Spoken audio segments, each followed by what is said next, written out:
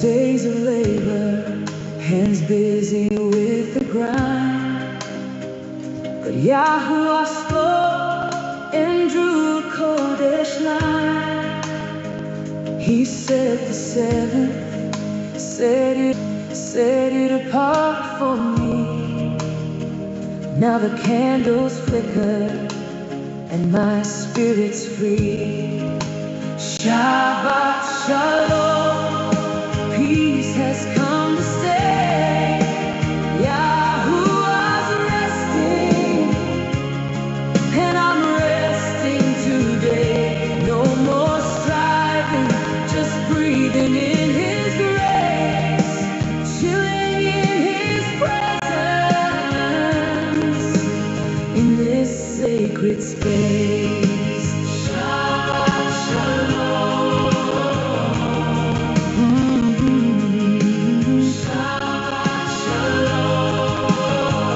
Worries of the week, like shadows, fade away. His word reminds me there's no need to stray. Come to me weary, I will give you rest. In Yahuwah's presence, I'm completely at rest. Shabbat Shalom, peace has come to stay. Yahuwah's resting, and I'm resting today. No more striving, just breathing in His grace, chilling in His presence, in this sacred space. Shabbat Shalom. Oh.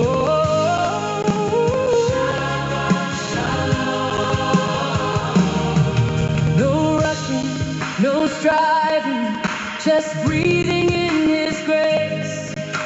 Family gathered, smiling face to face. He calls the Sabbath a delight to keep. In perfect shalom, my soul finds sweet release. Shabbat Shalom, peace has come to stay.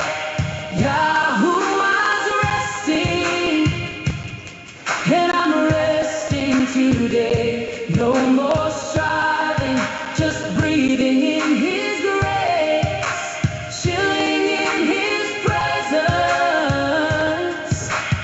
in this sacred space. Shabbat Shalom. Shabbat Shalom. From sunset to sunset, His peace covers me. Like a river flowing, calm and deep and free. Yahuwah is my refuge, my hiding place. On this Kodesh day, I rest in His embrace. Shabbat Shalom, peace has come to stay. Yahuwah's resting,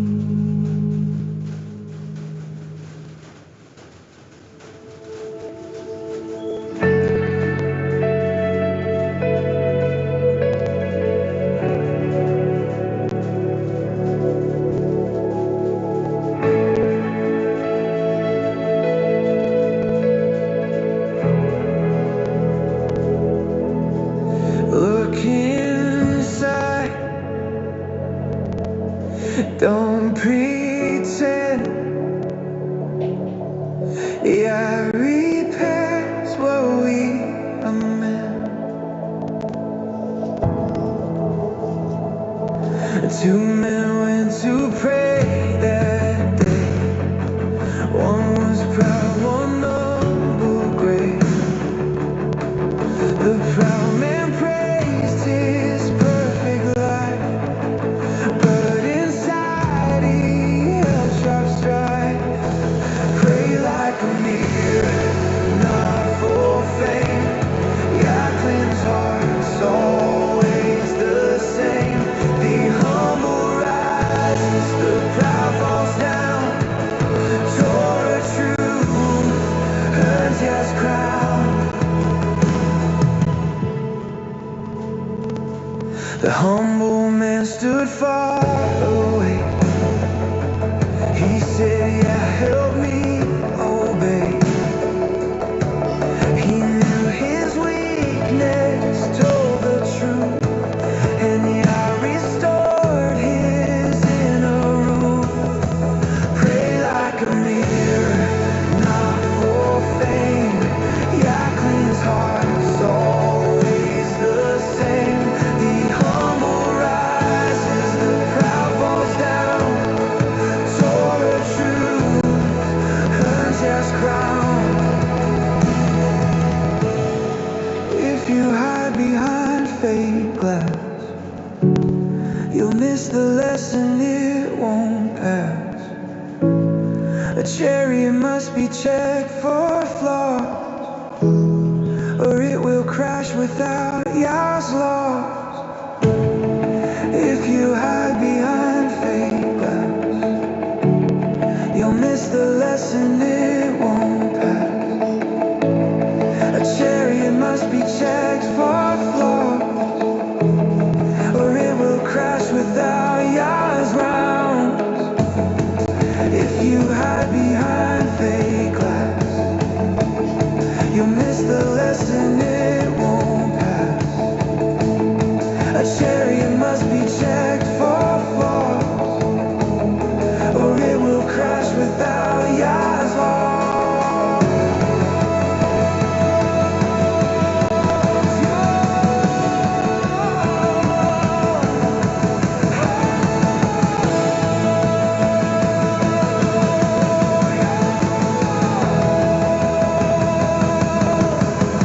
Pray like a mirror, not for fame.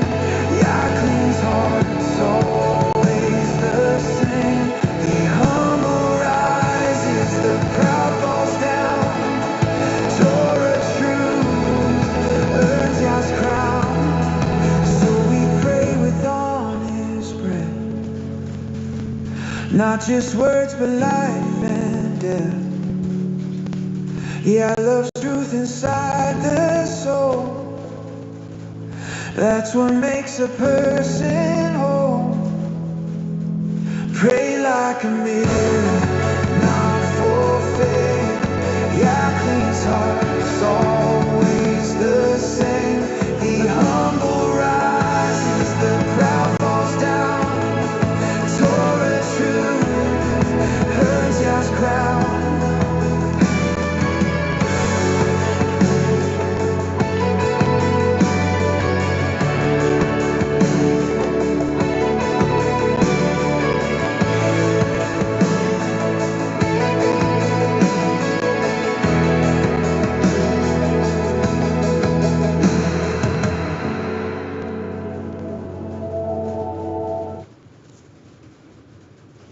Write it on my heart, Yahuwah's law.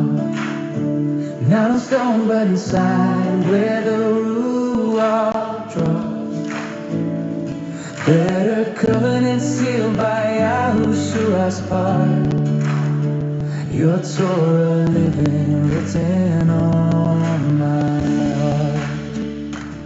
We have a Melchizedek Kohen on high, at the right of majesty in Shamayim sky, minister of the true Mishkan above, pattern shown by Yahuwah's love. Earthly coin serves shadows dim, but all fulfillment rests in Him.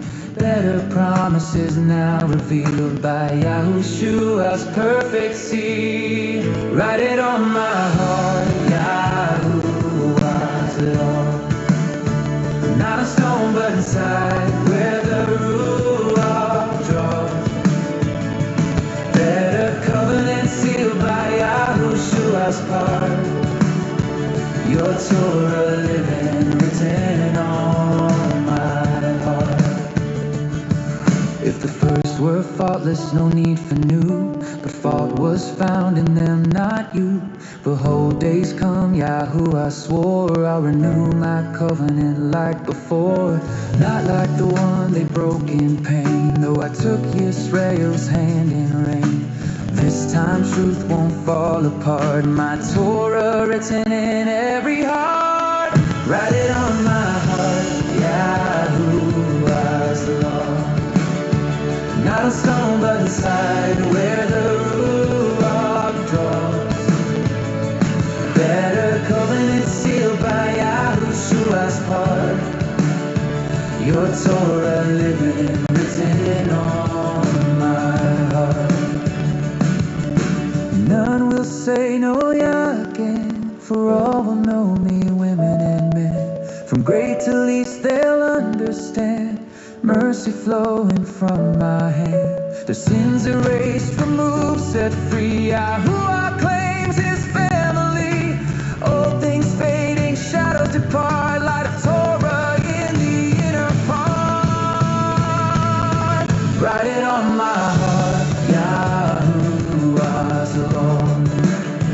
Not a stone but inside where the Ruach draws. Better covenant sealed by Yahushua's part.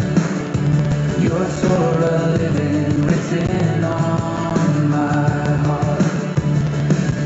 Not abolished nor refined. Torah written in the mind.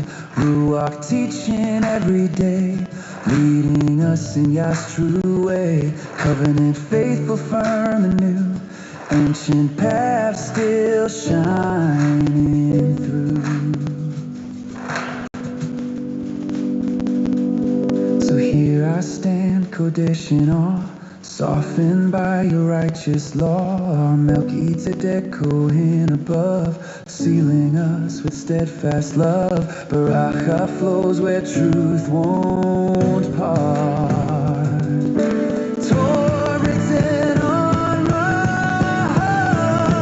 Write it on my heart, Yahuwah's law. Not a stone but inside where the Ruach draws. Better covenant sealed by Yahushua's part. Your Torah living written on my heart.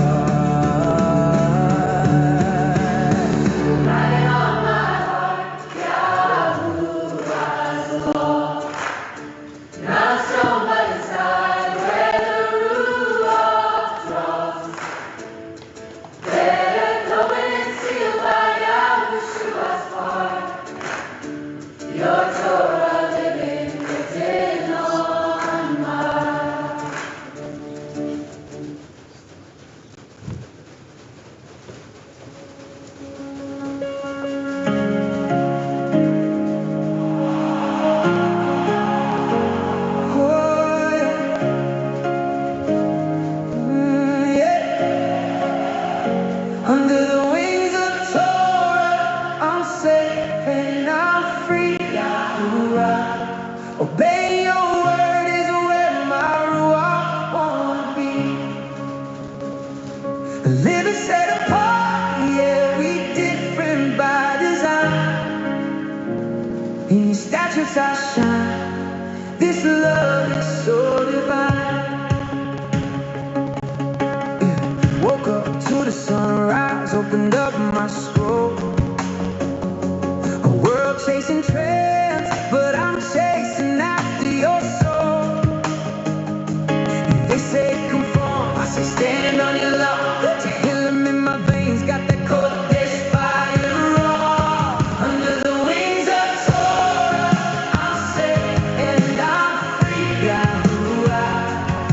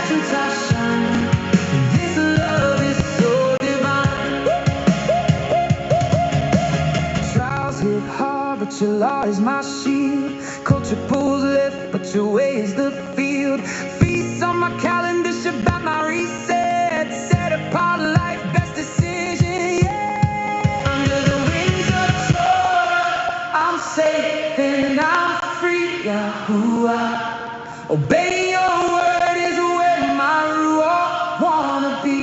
Hey, hey, hey, I live and set apart. Yeah, we different by design. Oh, and in your statutes I shine. This love is so divine. Hey, hey, hey, hey. Now the light is spreading, others catching the glow. Seeing how it's cool to let the Torah flow.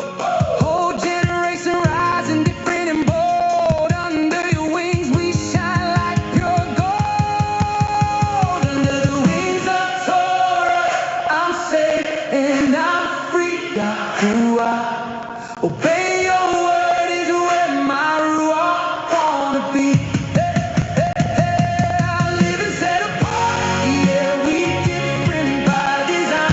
Oh, in your statutes I shine. This love is so divine.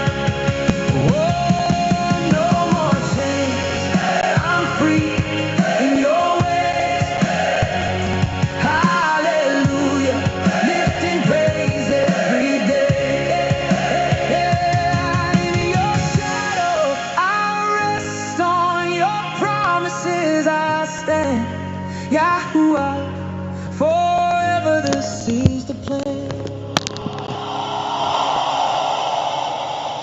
All right. Well, good morning, everybody. Shabbat Shalom. My name is Jason. I'm Jaden. I'm Nicole. I'm Eli. And we are the Yahuwah and the Torah channel. And we can't thank you guys enough for being a part of this. We are on an incredible Shabbat. And this is the day that our Creator has given to all of us as an appointed time.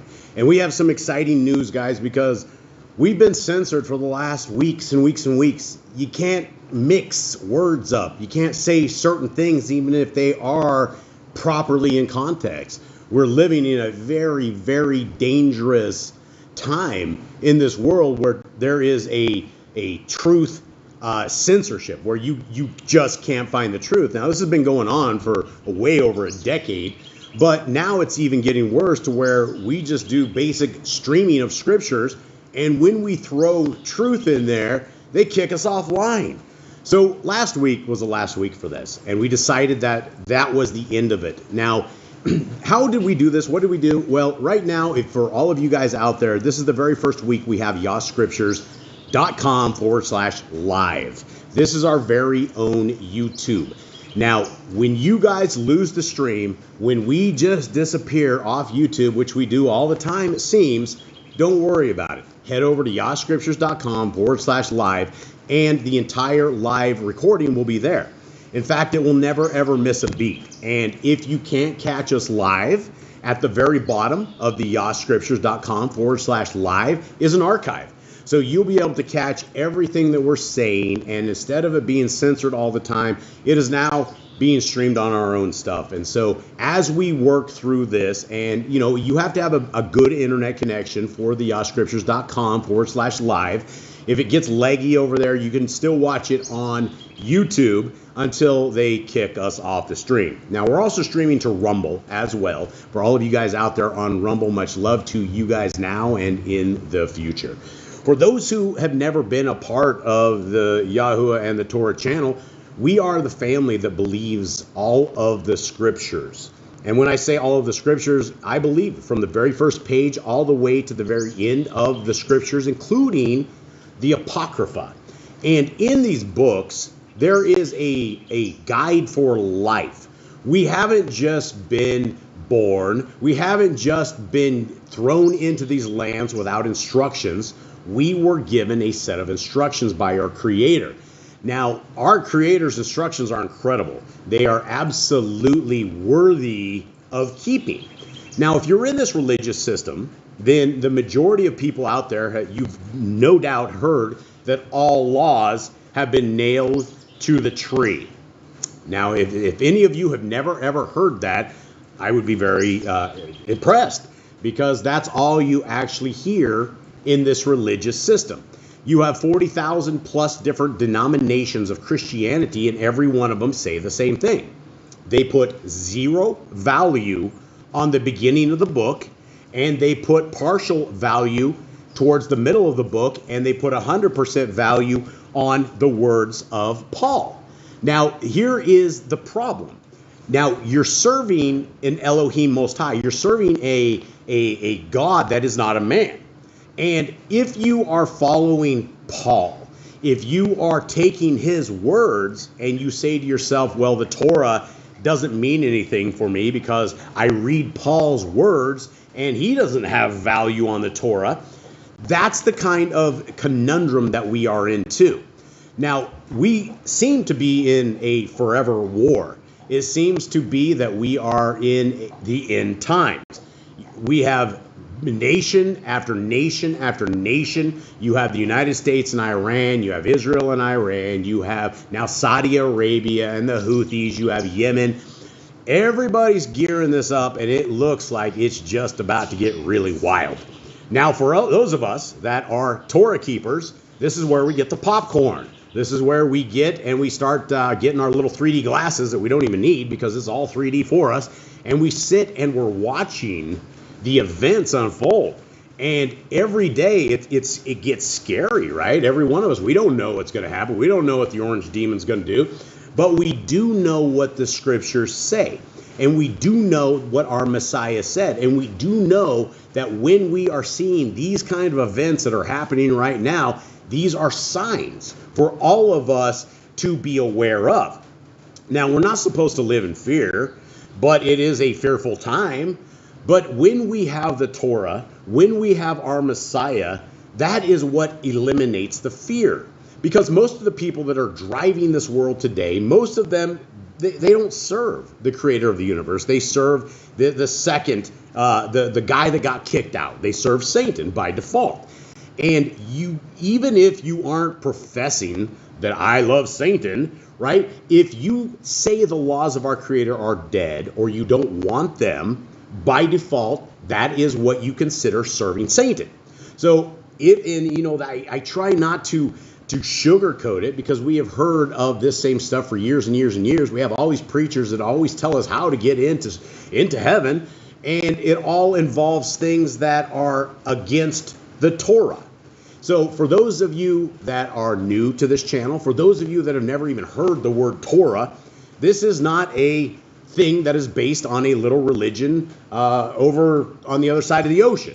This is something that is for all peoples, all times, all nations, all families, everybody. If you want a future outside of this world, when you take your last breath, the future begins today. It begins with Torah keeping. It begins with taking the words, the commands, the precepts of our Creator and making them everything in your life. Now with that, Cade, will you please open us up in prayer? Heavenly Father, we come before you as a people seeking your commands, seeking your ways, seeking your Torah. We come before you all unified, looking for your Torah, looking for a Shabbat day, the day you have set apart. We thank you for giving us such a day that we can rest, we can separate ourselves from the worries and the trials and tribulations of this world. We can focus on you, focus on a day of recovery and rest. We thank you for your Son, we thank you for your Torah. We ask that everyone here in the chat today and everyone that comes later is blessed, that the Ruach HaKodesh is upon them to understand the words, the covenant, and what you have written down many years ago for us today. We thank you for all in Yoshua's name. Amen. Okay, and so guys, I hope you are well. I hope you guys had a great week. I hope your health is well. We're praying for all of you guys out there. Now, before we go into the Shema, for those who have never heard the Shema, this is a battle shout-out. This is a declaration of our basic Constitution. Now, when we have the Constitution of the United States, you guys remember the preamble of the United States Constitution? I made you guys memorize that. Anyone? I think if we remembered how it was. We can't even remember. I taught these kids when I was homeschooling them all. But I guess the Constitution, we left the country, so we didn't really have a Constitution. But this Constitution is called the Shema. Now, the Shema means hear and obey. And for those who don't understand who you are in the kingdom context, we would have an identifier as Yisrael. Now, I have to be very careful with this word because these are the words that all of a sudden the YouTube stream goes. So when I am saying Yisrael, I am talking about a covenanted people according to scriptures. A people who love the laws, the statutes, and the commandments of our Creator, and we hate the ways of Hasatan. So in the Shema, we learn that our Creator is one. He's not two. And so when we look at unlearning the lies of the doctrine and the systems we are in, a lot of people believe our Creator is multiple entities. They say it's the Father, the Son, and the Ruach HaKodesh, which is all one big, happy family. It's like an egg. But in scriptures, it doesn't tell us this at all. And so we want to make sure that when we get doctrine, that our doctrine aligns with scriptures. Because what happens is we start getting these things like the Trinity, and that is what you call traditions of men, doctrines of men, vain traditions, things that just aren't what they should be. And it's a dangerous one when we mix up the deity of our Creator and His Son with being all one, because they are individuals. So let us get with this. Let us get with the Shema. Jade, will you please read this slowly to our brothers and sisters that are out there? Hear, O Yisrael, Yahuwah our Elohim, Yahuwah is one. And you shall love Yahuwah your Elohim with all your heart, and with all your being, and with all your might.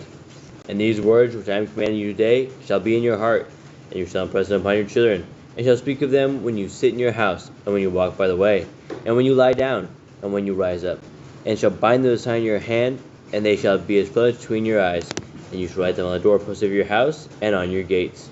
So these are some important things, right? These are the things that we have been given for all times, all peoples, all things, right? The words. Now, when he says these words, which he's commanding us today, most people fall into a hypnotic trance. They're like, what words? And when you are in a religious system, it does become confusing because there's no value on the words of our Creator. Now, the words of our Creator begin in Genesis, Exodus, Leviticus, Numbers, and Deuteronomy. And we're about to go over all these laws, statutes, and commands inside of this. And so stick around, and we're going to have an exciting reading of all sorts of stuff today. And when, again, the stream dies, jump over to yahscriptures.com/live because we're not stopping. We're never stopping. We're not going to get owned like we did with YouTube and the rest of the powers that be anymore. So the ecclesia is at yahscriptures.com, and every single week we're going to make it a little bit better, a little less leggier. We're going to try to perfect this so much that we can have an off-group reading, because there will be a time in the future where any truth that is against the powers that be are going to be completely shut down, and you're not going to find them. So guys, you'll always find us at yahscriptures.com/live every Shabbat. Now, Ms. Nicole, what do you got? I'm just going to say hi to the people. Okay, say hi to our brothers and sisters. All right, so we have Sarah and William. We have Ramon, Christina, Iana. So Jade, you could say hi to her in Spanish. Sue, Brian, Honeymoon Stitch, Sister Barb and family, Danny Boy, Jeanette, Sylvia, Genie Out of This World, Nazarene Projects, Yahuwah Chan, Rick Johnson, Bat Yahuwah, still scrolling, Sylvia, Jolie Wilkins, still going here. I think that's everybody. If I missed anybody, Obi Lions just popped in. Chris, Shabbat Shalom. Yeah, and Rick makes a point, right? One has more than one meaning. The Father and the Son are two entities that are in one unity. It's the same thing. All of us here at our house, we are the Boss clan. My kids don't answer to Jason, but we do everything we do in unified form. And so we are always, it's the same thing as our Creator. His Son came down to live the Torah as his Father had instructed him, and to show us that it could be done. Okay, and so before we go into this, let's take a quick look. I have some, if you guys have any kind of prayer requests at all, this is a new little cool feature that we got right here. These are the prayer requests that we have. If you guys want a prayer request or need a prayer request and we want to put it up to the assembly here, the ecclesia, then send us an email at prayerrequest@yahscriptures.com or drop it in the chat, and Miss Nicole will grab it and we'll add it to this, and so we'll put it up there. And so we have a couple of prayer requests in here. One is for a gentleman. He's in prison. His name is Tom Raper, and he's not in for that, obviously, but he is dying of diabetes, and it's very, very hard inside the system. It's very hard outside the system, but inside the system, where it's a carbohydrate fest, he either eats nothing or dies with what he eats. And so I've been trying to get him to do long-term fasting, but he could definitely use your prayer. Sweet hippie soul, she was having health issues. I got her up here. I want to make sure that she's lifted up. She's a new gal, I think from Germany. She was having some health problems, so if you guys could lift her up as well. And if you guys could keep the world's prison populations in prayer, not just, the U.S. is our main focus, but there's prisons all over the world, and it is an open field for those who are willing to go in the prisons. And I've tried to get people for probably 5 years now just to simply write the prisoners. And out of 50,000 people on this channel, I've only been successful with getting 2 people to actually even write the prisoners. And so if you guys can please pray that those who are willing, especially those in Texas, the Texas prisons are really, really big. They can absolutely use some mentorship. People are always like, do you have anybody on the ground that can come in, lead a Shabbat group? There's a lot of stuff that you guys can do. And I know it's tough. I know I'm asking you guys to go into things that you're uncomfortable with, but this is where we are supposed to be. And the last prayer request we have is from, it's Sister Dawn. She's the grand here. I know she's having some health issues, and I got an email from a prisoner that writes the grand, and he was very concerned about her health. And I wanted you guys to put her up into prayer as well.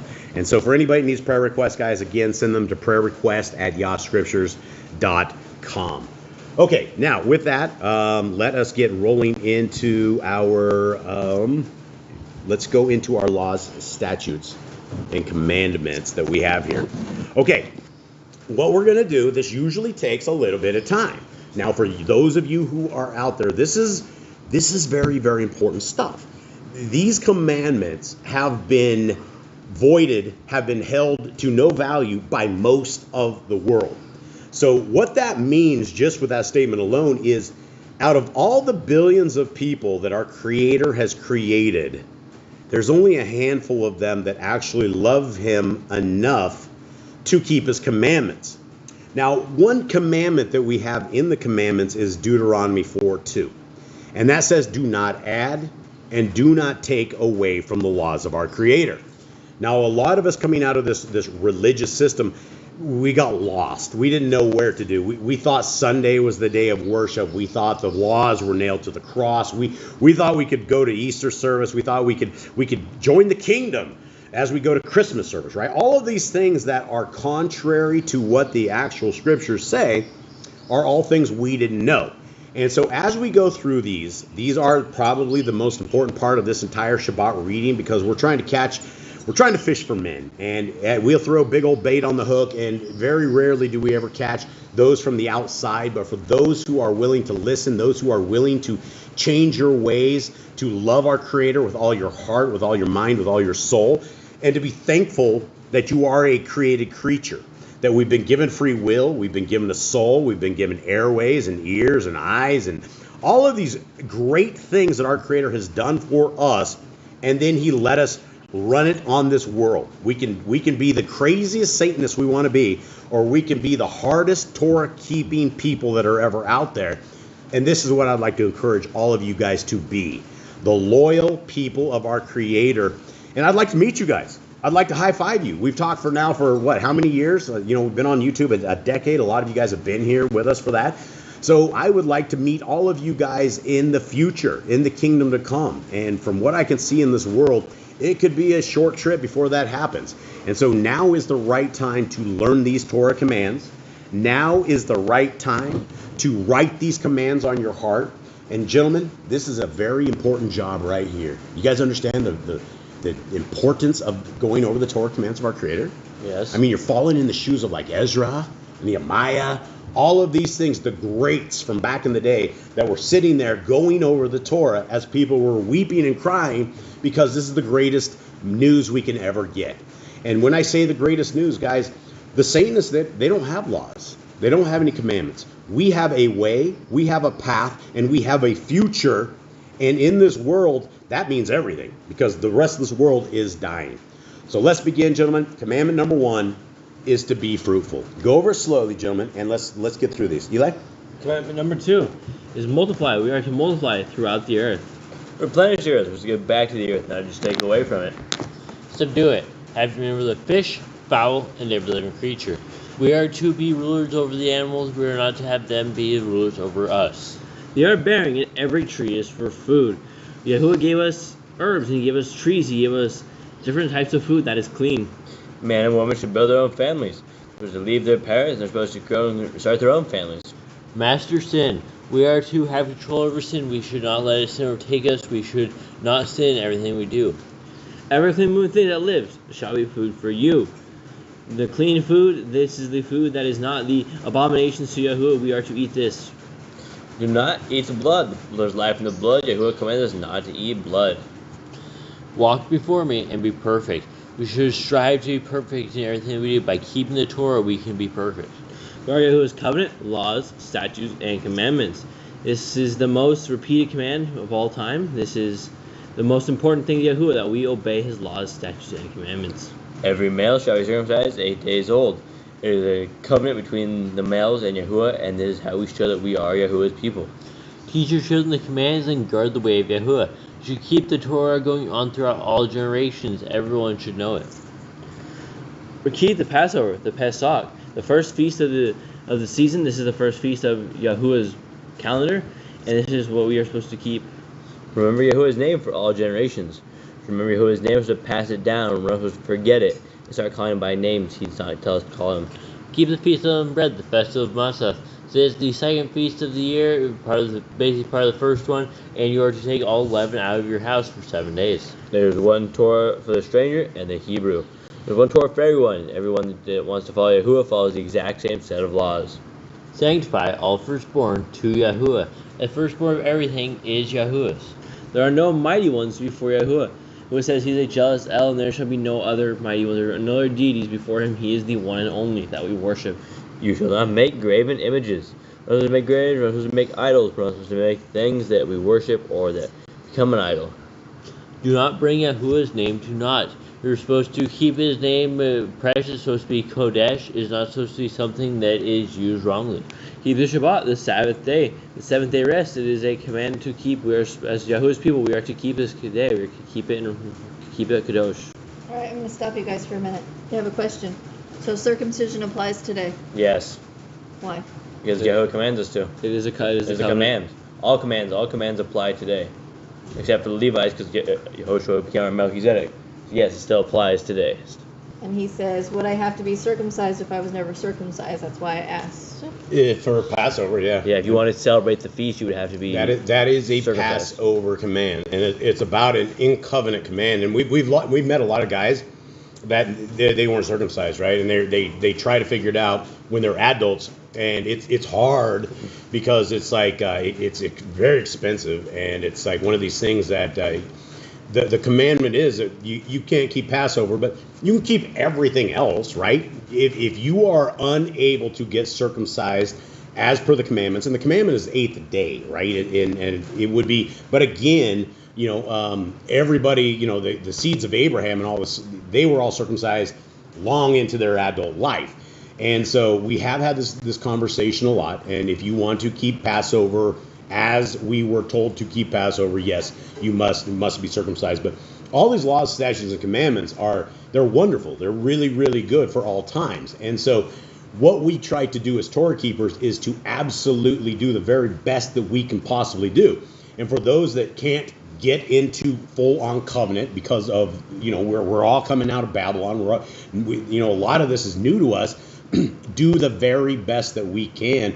And, it's not like a lot of people will say, well, I can't get circumcised, so I'm not going to keep the rest of the Torah commandments, right? And people will say that all the time. They're like, well, I can't keep this, so I'm not going to keep the rest of it. Some people have to work on a Shabbat, right? We come into covenant when we're still working, and the only way for us to stay alive is that.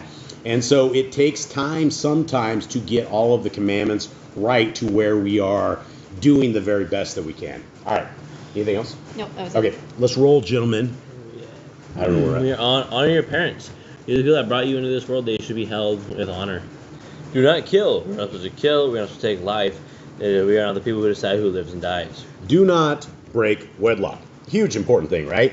You know, it's we live in a world of adultery. We live in a world of premarital sex. We live in a world of there's no value. It's like the Torah, right? Nobody has a value on marriage. But I will tell you, as somebody who has been through a bad marriage, but then now we're 26, 27 years into a Yah-based ordained marriage, there is nothing like it. I would never, ever, ever go back and try to take this journey by myself. It wouldn't make any sense. Part of this whole, do not break wedlock is that, I don't have to be, it's obvious. Men and women are completely different, right? For Nicole and I come across with a samurai sword. I do stuff that she definitely would not want to do, and I will go and get really, really dirty. But then the other side of it is I have all these little pieces of skin and all these other things after I samurai sword it. She comes back and she pulls the surgical side of it. She cleans up the wound, dresses it, makes it look all good, and takes all my samurai swordsmanship and cleans it up. Now, it wouldn't work. I couldn't just do that without having her come up behind me and fix all of my bloodbath that I'm working on. And so that's just one example of how wedlock is literally two fleshes that become one. And when you have that good wedlock, there's nothing that could ever convince you that you should be walking through these lands alone. And so there's a lot of value to it.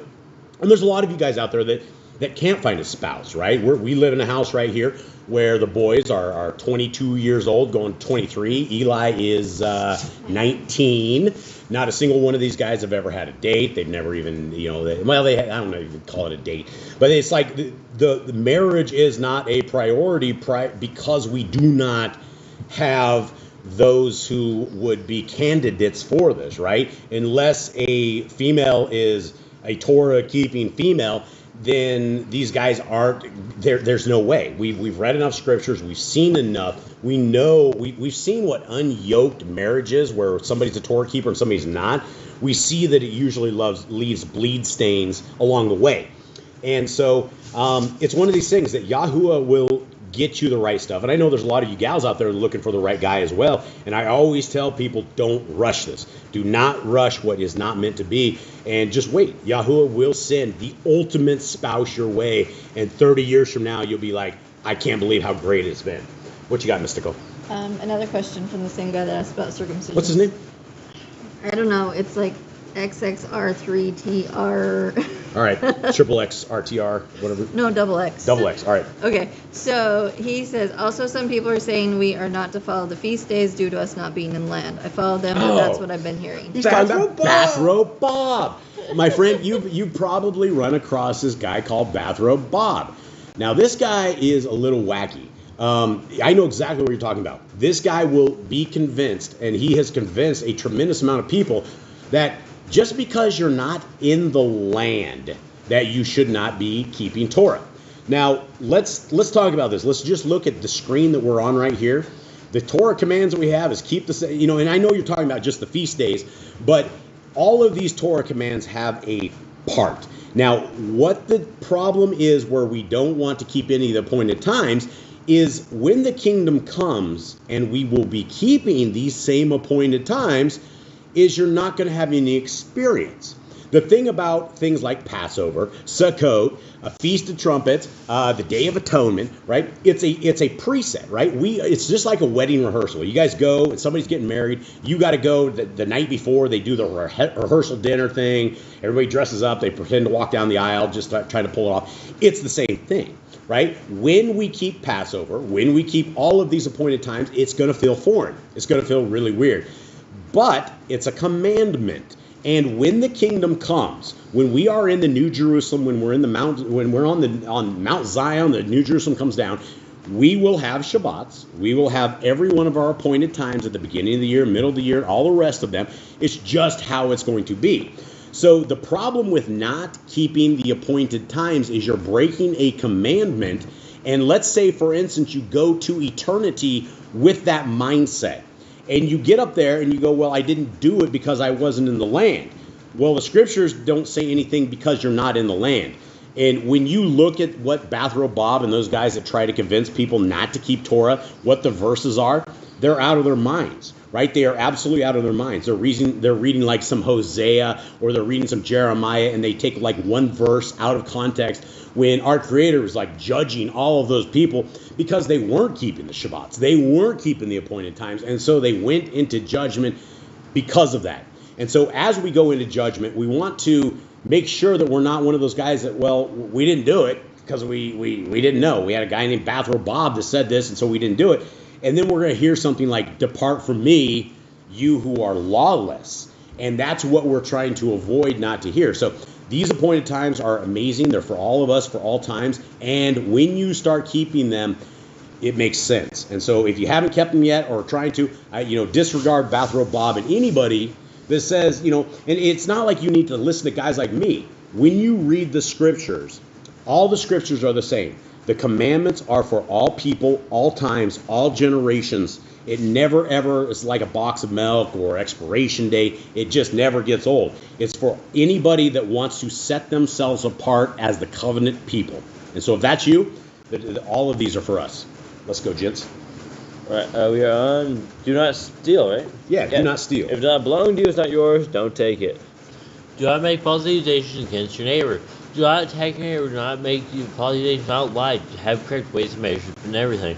Do not covet anything of your neighbor's. Coveting things that are not yours leads to you creating more sin, creates you lusting after things that you do not have, and makes you do decisions that you would not make if you were not coveting. Do not make an altar from rock the tool is touched. We're not supposed to take tools and rocks, if the tools to touch them, and weapons of war. We're not supposed to use them because it would be defiled. It would be a defiled altar to Yahuwah. Do not go up to the altar by the steps. There's specifically for the priests of the Kohen to go up by the steps. There's not for regular people to go up to the steps to the altar. If a man steals cattle, he shall restore it 5 times. There's a law for the criminals. If they steal cattle, if they steal some animal, they are supposed to give 5 times back of what they stole. Yahuwah's laws for criminals. Yahuwah's laws for criminals, whether they're punishments, whether they go to a city to save themselves, or what happens to the people that do evil. Do not lie with beasts. It is an abomination before Yahuwah, and everything involved will be put to death. There are no sacrifices to other Elohim. That's wrong, right? Yep. Yeah. Do not sacrifice to Elohim, we're supposed to sacrifice only to Yahuwah, and we're not supposed to sacrifice to the other fake mighty ones, or the statues, or idols. Do not oppress the stranger, fatherless, or widow. This is the great things about being in covenant, right? When we are in covenant, we fall under the same rules and regulations that those who are keeping Torah. So we know that in the kingdom to come, that oppressing the stranger, fatherless, or widow, or even in the world we are in right now, is a problem when it comes to our Creator.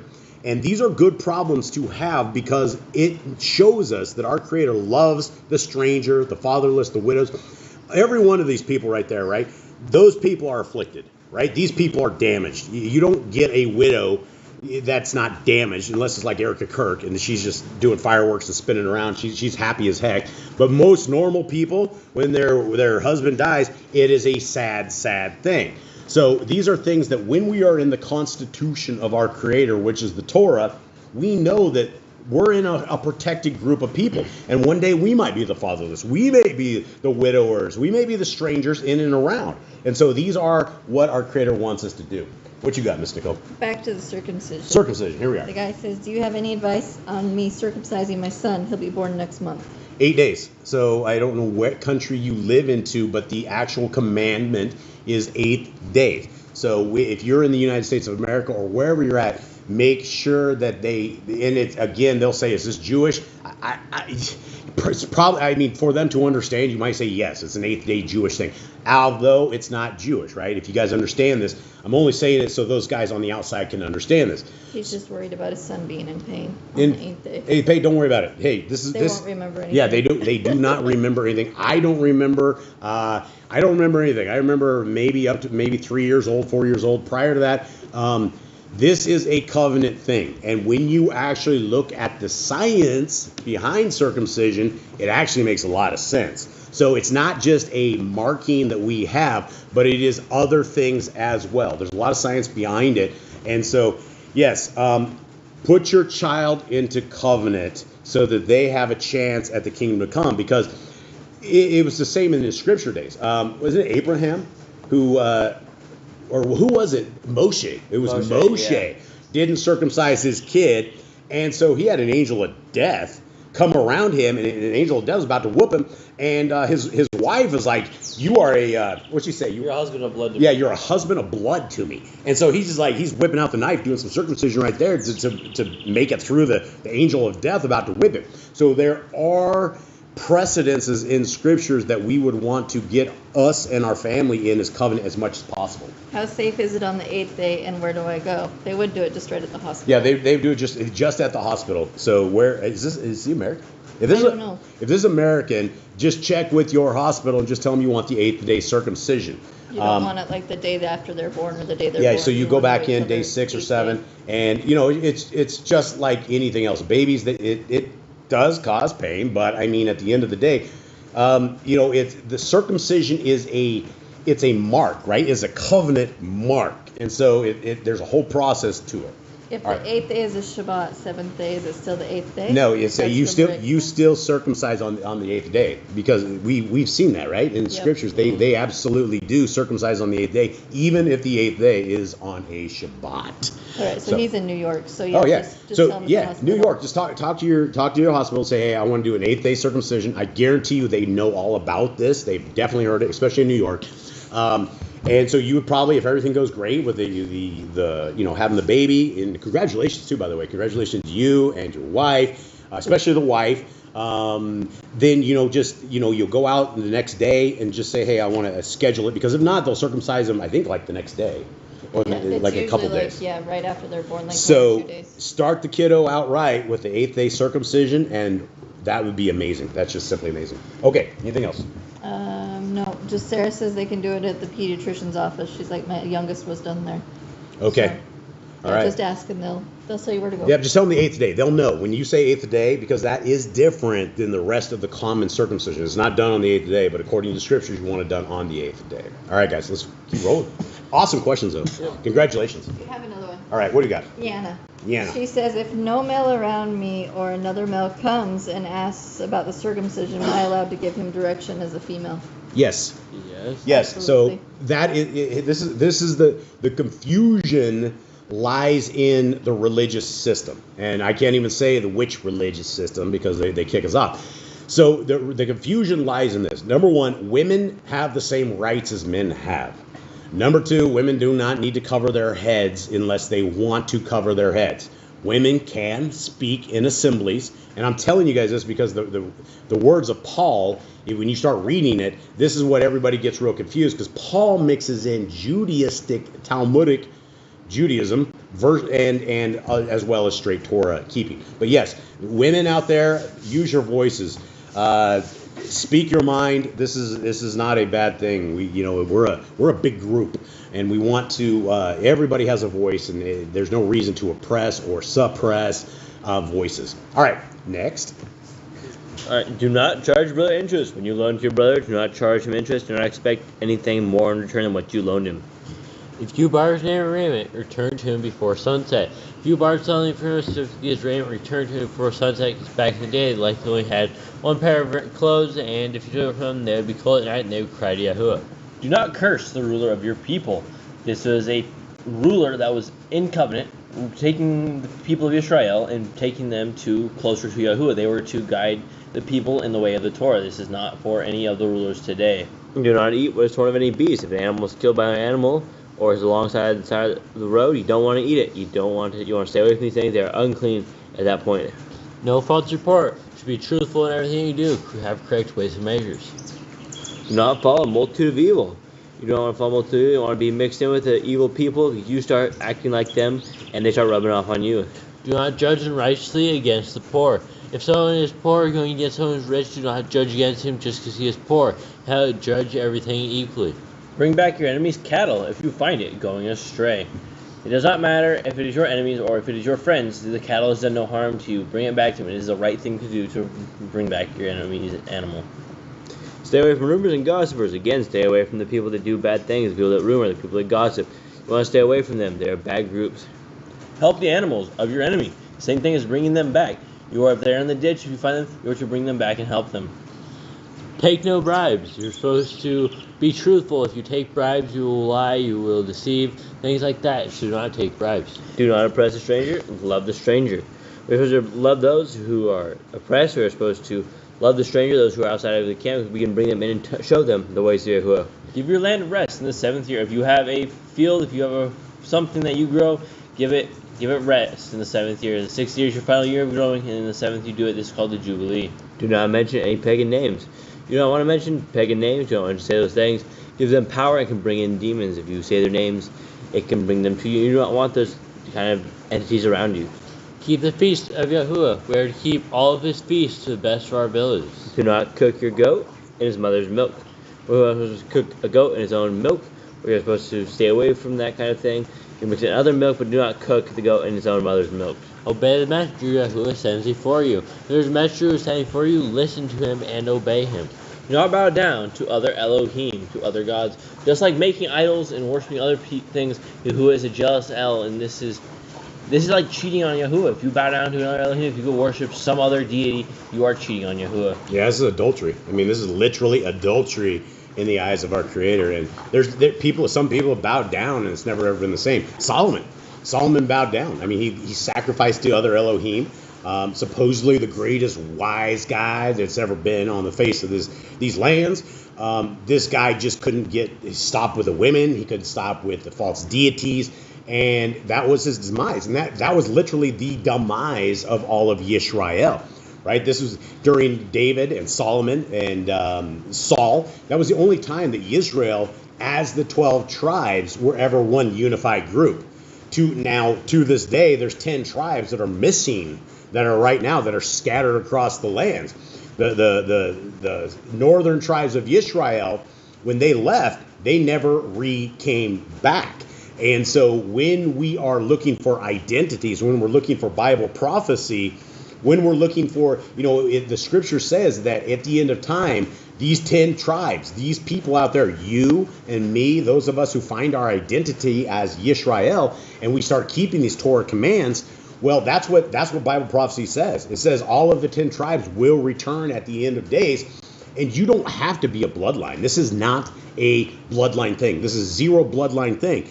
And the reason I say it's not bloodline thing is because it's been proven over in scriptures over and over.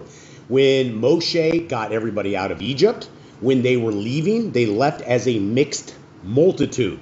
That means red and yellow, black and white, everybody in their sight, right? Everybody went. It's not just a white man thing. It's not just a bloodline of the Abraham, Isaac, and Jacob thing. It was all of the smart Egyptians, right? All of these smart Egyptians, everybody that sat there and watched all these plagues and all these people around them die, the animals died, gnats and flies and lice and all this other stuff. They're like, we should probably get out of here. It's looking a little grim. And so they left en masse with Moshe and all the crew.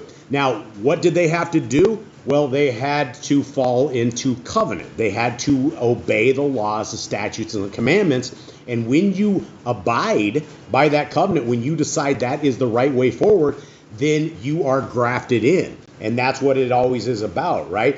Grafting in isn't a Christian thing. It's not asking Jesus into your heart, because that does not even exist in scriptures. There's nothing in the scriptures that say asking your Messiah into your heart saves you. It's always a two-way street. You have to keep the laws, statutes, and commandments, and that by doing that, that is your fruit. That is your works. That is how we are judged. And remember, an axe is laid to the bottom of every tree that does not bear good fruit. So let's continue on. Serve Yahuwah. We are to serve him. He is the only one we are to serve. It comes right after do not bow down to other Elohim. We are to serve him. Make no covenant with other Elohim or outsiders of the land. So this is what happened with Joshua, and it became bad because he let strangers into the land, so we should only have covenant with Yahuwah's people. Spoiler. Do not make or use anointing oil on a normal person. Do not make or use perfume on a normal person. These two things were for the Levites. They were special anointing oils. Only the Levites were supposed to have. We are giving the ingredients to them, but we're not supposed to create them for ourselves. Do not eat the fat. The fat was for sacrifices, was for the smell to Yahuwah. This fat carries toxin and is unhealthy for us to eat. Do what you say you are going to do. If you say something, if you make an oath, do it. In turn, what is your neighbor's? If it belongs to your neighbor and you know what it is his, bring it back to him. Obey Yahuwah's dietary laws. Yahuwah's own set of dietary laws, things that are healthy for us to eat and things that are unhealthy. Things that he would know because he created animals for specific purposes. And he tells us what is clean and what is unclean. Women's time of separation. Once a month, women are supposed to have their time of separation and they're supposed to have their time of rest so that we are supposed to help them. Obey Yahuwah's hygiene laws. They're laws of how we're supposed to stay clean and to keep his commands. Keep the Day of Atonement, Yom HaKippurim. This is one of the fall festivals. This is one of the days to Yahuwah. This is the Day of Atonement. You afflict your being and you basically reset your calendar. You reset your life back to Yahuwah. Do not uncover the nakedness of your family. You're supposed to stay away from these things. You're not supposed to see your family naked. That is wickedness in the eyes of Yahuwah, so do not do it. Do not take your woman's sister for wife. This is back when there were multiple wives were a thing. If you took your woman's sister for wife, there would have been contention, just like what happened with Rachel and Leah. Do not lie with a woman in her uncleanness. Just like giving her a rest and giving her separation, you are not to lie with her. You should not sacrifice children to Moloch. You should not sacrifice children at all, but especially not to Moloch. Do not be a sodomite. It is an abomination for Yahuwah, and anyone who's like that we put to death. Be Kodesh. Be holy. We are told by Yahuwah to be set apart, to be different from the rest of the world, and that is to be a holy people. Do not reap the corners of your field, or you shall not glean your vineyard. But leave the corners of the fields and the vineyard, so that the people who do not have anything have something to eat. They can go by and grab stuff from the corners of your field. Do not deal falsely or defraud your neighbor. You should be truthful in everything. You should be righteous, and you should not try and attack them. Just like defraud your neighbor, you are not to lie or be a liar. Yahuwah wants an honest people. He wants people that will willing to be honest in every situation. We're not to lie about our neighbors. We're not to lie about things around us. We are to be honest in everything that we do. Do not harm the disabled. We are supposed to protect the disabled, to help them. We're not supposed to hurt them or harm them because they are already disabled. And you look at these commands, guys, right? Do you see the danger of when you nail the laws to the tree, right? When you look at this. Do not harm the disabled. Pay your workers for the day's wage. Do not be a liar. Or when people will look at me in the eyes and tell me they have no laws, I look back and I just question. I'm like, where is your moral compass? If you do not understand the laws, statutes, and commandments of our Creator, and you don't have any intention on keeping them, you can become a very dangerous person.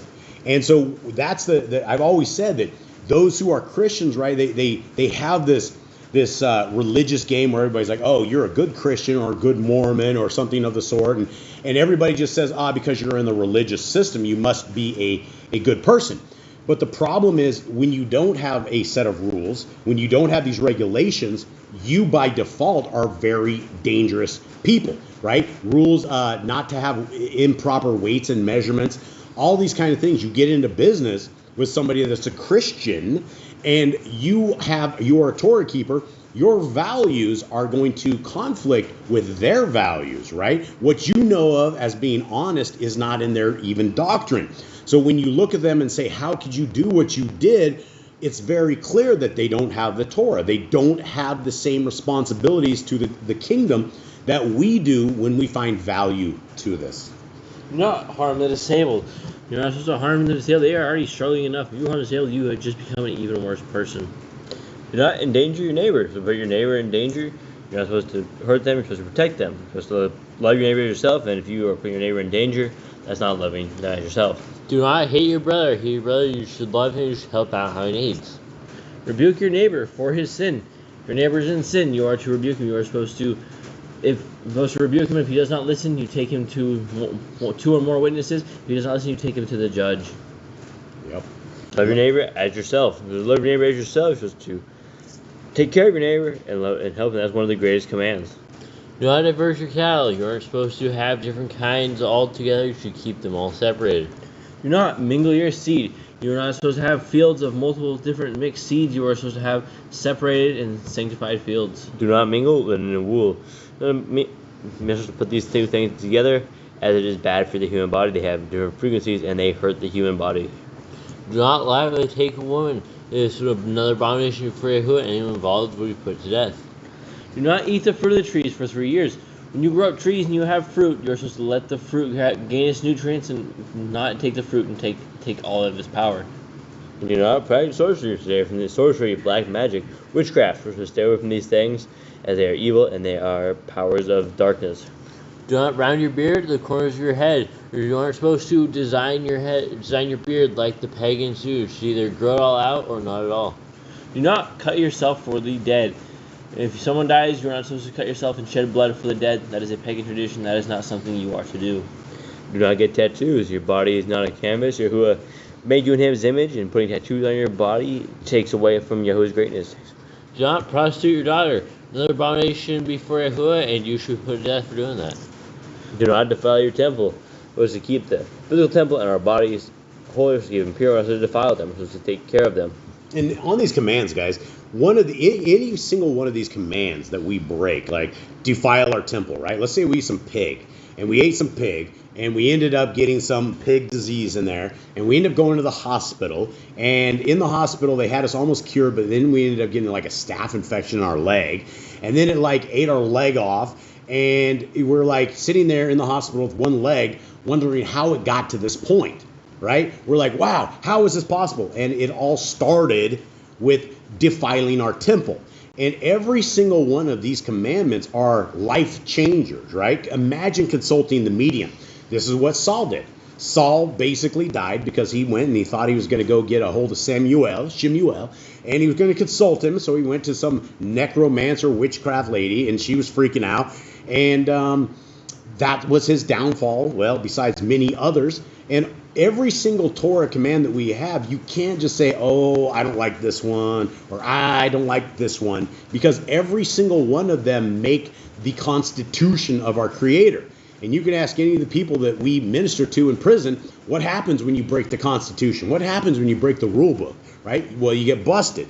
And the problem with us being busted when we're breaking the Constitution of our Creator is if we get busted as we have taken our last breath, there's no redos. We can't come back and go, well, let's try it again. At that point, you better sign up to become a Buddhist and hope that you're going to do a reincarnation until you get it right? That's the only hope that you have. And since that isn't even a hope, then the best hope that we have is right now on this earth to find this Torah, to find our Creator, to embed it into our family, and to run our house based upon this.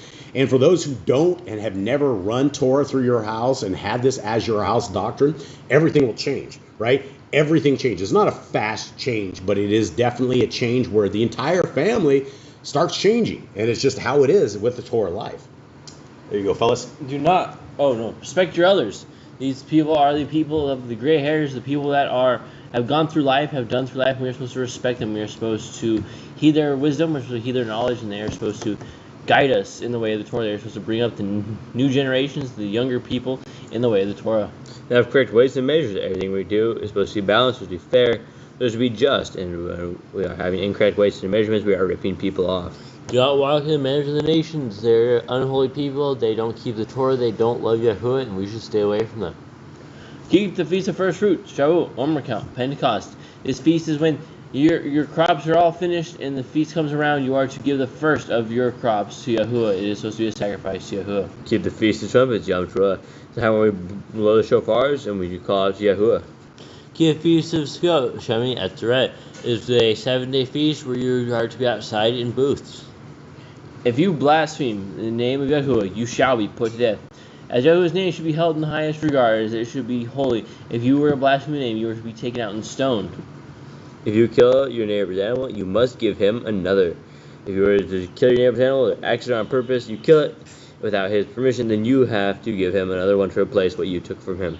Repay injury for injury. If someone injured you, you would injure them back. But Yahushua said to turn the other cheek. Honor the Yobel, Jubilee year. It's the year of return, the year of rest. Things are supposed to go back to the rightful owners. The land is supposed to have rest, and you're not supposed to plant or sow crops. Confess your sins to Yahuwah and repay who you have trespassed against. You are supposed to make your wrongs right, whether it is your sins against Yahuwah or against someone else. You are to fix what you have done. The law of being a Nazir. There's a law where you are in a covenant to Yahuwah. You don't eat grapes, you grow out your hair, you do not touch the dead. You dedicate everything to Yahuwah. Wears these on the four corners of your garments. You're supposed to always have these on, and they are a remembrance. You always remember that you are a Torah keeper. Laws of whoever touches a corpse. If someone touches a corpse, then they are unclean, and they have to go outside, and they have to bath, and they have to be cleaned by the priest. Follow Yahuwah's Torah of inheritance. There are ways of inheritance, how it goes to the closest kin. If he has no sons, it goes to the daughters, brothers, things like that. The Torah of keeping your oath to Yahuwah. If you made an oath to Yahuwah, you are to keep it. When you say something to Yahuwah, it is supposed to be the most honored, the most respected thing. So if you're making an oath to Yahuwah, you are to follow through with it. Do not add or take away from the word. Yahuwah's word is that's it. We don't add, we don't take away from it. We do not try to make it in our own way or how it fits our life, benefits our life. We're supposed to follow exactly how it says. Guard your soul. We do this by staying away from the nations, staying away from the world. We guard our soul by keeping the Torah. Learn to fear Yahuwah. The fear of Yahuwah is the honor and the respect of Him, knowing that He is the Creator who created all, and that He is the one that controls life and death. And we should be fearing Him. We should be honoring Him because He is the one that gave us life, and He's the one that gave us the rule book. You should love Yahuwah with all your heart. You love Yahuwah with all your heart, mind, and your soul. You're supposed to fear Him, and you're supposed to show Him that you love Him by keeping His commands. Bind the laws upon your hand and the frontlets between your eyes. Everything that you do, the Torah should be on your mind. You should be thinking through the Torah. Write the laws on your doorposts. They're surrounded by the Torah. It's supposed to be on your doorpost. It's supposed to be there. So when you walk out of your house, you see the Torah. The Torah is supposed to be there at all times, reminding you of who you follow. Yeah, and Johanna said that she cooks her meat at home, and that's a great idea. But she was also talking about how the restaurants may not serve you pig, but they always sneak it in there. And we have this dude down here. We call him Evil Eric. Evil Eric, it takes pig fat, boils it down, and uses it as a base in all of his food. So even if it doesn't say pig, it's like a breakfast burrito. This crazy dude tries to poison everybody that's there. And so, you can't trust anything that he cooks. And this guy is so crazy, he will take a barbecue pit and take the pork and make soap out of it. He was trying to sell to all his people pork barbecue pit smoke. And he literally said it makes you smell a little rustic. And that was because he knows we're anti-pig. He always puts his crazy stuff in his newsletters because he just thinks that, there's just such a great pig following, which there is. But that's the thing. The pig is also in capsules. The pig is also in gelatin. All of our food is completely destroyed. And now what they've done is remember Klaus Schwab that said they were going to put bugs. Everybody's going to eat the bugs and be happy. And now they have all these cricket. They have all these unclean bug factories. And now if you start looking in some of the stuff on the stores in the United States, it's using like bug flour. And so literally they did put bugs in everybody's stuff. So as far as food, we are all basically poisoned, especially coming out of the United States of America. And the president of the United States of America, just like a week or so ago, took down a whole bunch of defenses that they had for there's all this kind of poisonous food. And the crazy thing is, the rest of the world doesn't have the same kind of poisons and dyes. It's illegal, like aspartame, yellow 5, yellow 6, blue 1. A lot of these countries have none of that. Like, they will not allow their people to be poisoned, but yet the United States of America has a thing called the FDA, and it's like their job is to make sure that Americans do get poisoned at a low level. And so, guys, be very careful with what you eat, making sure that your bodies are not defiled, making sure your temples are not defiled. These devils will try to put pig and everything else into all this food. Continue on. Are we on Do Not Tempt Yahuwah?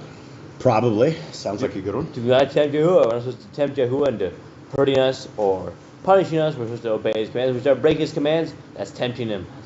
Do what is right and good in the sight of Yahuwah. Everything we do, we should think, would Yahuwah like this, according to the Torah, and not how we think is good. Do not be afraid of your enemies. Yahuwah says He fights for us. He fights for His people. There should be no fear of our enemies as a lack of faith in Yahuwah. Do not be afraid of them. Remember Yahuwah. Remember Yahuwah. Remember Yahuwah and everything that we do. He is a part of our lives. Every day, every breath we take, we have to remember Yahuwah. Circumcise your heart. Just like the physical circumcision, we need to circumcise our heart. We need to enter into the covenant with Yahuwah. Cleave to Yahuwah. We are to be with Yahuwah. We are to strive to be with Yahuwah at all times. We are to be His people and strive to be with Him. We are to cleave to Him, cleave to His commands, and cleave to what He says. Swear by His name. We're supposed to swear by Yahuwah's name. We're supposed to not swear by any other name but Yahuwah. To destroy graven images. Nowadays you can't do this without going to jail, but back in the day, if you saw graven images, you saw statues, you saw anything like that, you would throw it down. Do not make an idol of Yahuwah as the pagans do to Elohim. Yahuwah does not want a physical image. He did not command it. He wants us to trust Him in faith and not physical images. Rejoice in all Yahuwah has blessed you with. Yahuwah is giving you a breath, another day in life. Rejoice and be grateful to Yahuwah. There's another day you are alive. Do not do what is right in your own eyes. You're supposed to just do what is right in Yahuwah's eyes and not what you think is right. Do not hearken the words of false prophets. I was listening to false prophets, those who come by and say false sayings, tell us to go worship other mighty ones. We're not supposed to listen to them. Do not make any bones between your eyes for the dead. Probably talking more about your eyebrows, but do not cut anything for the dead. Do not eat any abominable thing. Yahuwah says what is abominable and what is not, and we're not supposed to eat what He commanded us not to. You shall give to a stranger clean food that dies itself, but you shall not eat of it. If something dies and it is a clean animal, you can give it to the stranger, but you cannot eat it. Give tithe your increase of seed year by year. This is a command that we would give to the priest, not a man in a pulpit who is begging for 10%. Laws of the end of the 7-year release.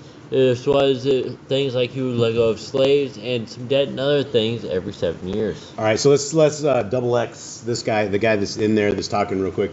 So he asked real quick. So if I have family that follows traditions like Christmas, I'm not to be around them on those days. So, well, okay, so let's explain that. I mean, for people that never ever do it. Number one is you do not participate, right? If you Number one, we in the book of Jeremiah, it very clearly tells us that we do not take Christmas trees and we do not adorn them with gold, with tinsel. And here's something to understand. The Christmas tree, and not to be vulgar, but this is what it is. It is literally the symbol of Nimrod's phallus. So this goes back to Babylonian time when Nimrod was killed and was chopped up. And basically there was a piece of him that did not make it. And this was it. And so they have taken this. You had his wife and you had everybody, and they were taking Christmas trees. They were adorning them. And so you have these children that are getting on their knees before the Christmas tree and bowing to this. And we don't have an appointed time. Messiah Yahushua was not born in December, right? More than likely he was born in September, probably September 11th, more than likely, a rough guess. But when you have your children on their knees to Nimrod's stuff, and you're sitting there allowing them to do this, right? This dishonors our Creator, and we're literally bowing down to false deities. And so, you know, there's always a thing, like, when you stop celebrating Christmas, you lose your family. And everybody in the Torah community that has ever become set apart, you lose your family. It's just what it is. Families get very angry that you're not hanging out, kissing under the mistletoe, and all of the satanic Christmas stuff there is. And so the answer is yes, you should not go around. You shouldn't go to the family Christmas parties, right? This is where we're set apart, and this is where the set apart begins. But again, it's you have to understand that you will lose your family over it, as most of us all have. And it's for the best. Right? In the first couple of years, they stopped celebrating. They stopped sending you cards and stopped saying stuff and stopped giving you the Christmas welcomes. And then pretty soon you just become the outcast, which is the place we want to be. Right? Those of us who are set apart are outcasted from this pagan world that we are in.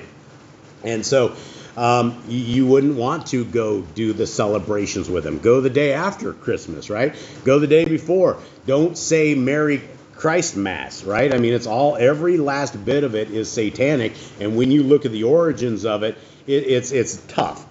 Birthday, the birthdays are a different thing. we stopped this, and again, this is not biblical. This is just how Boss Clan, this is how we do it. We stopped celebrating birthdays probably, what, a decade ago? Yeah. About 10 years ago, we just stopped celebrating birthdays.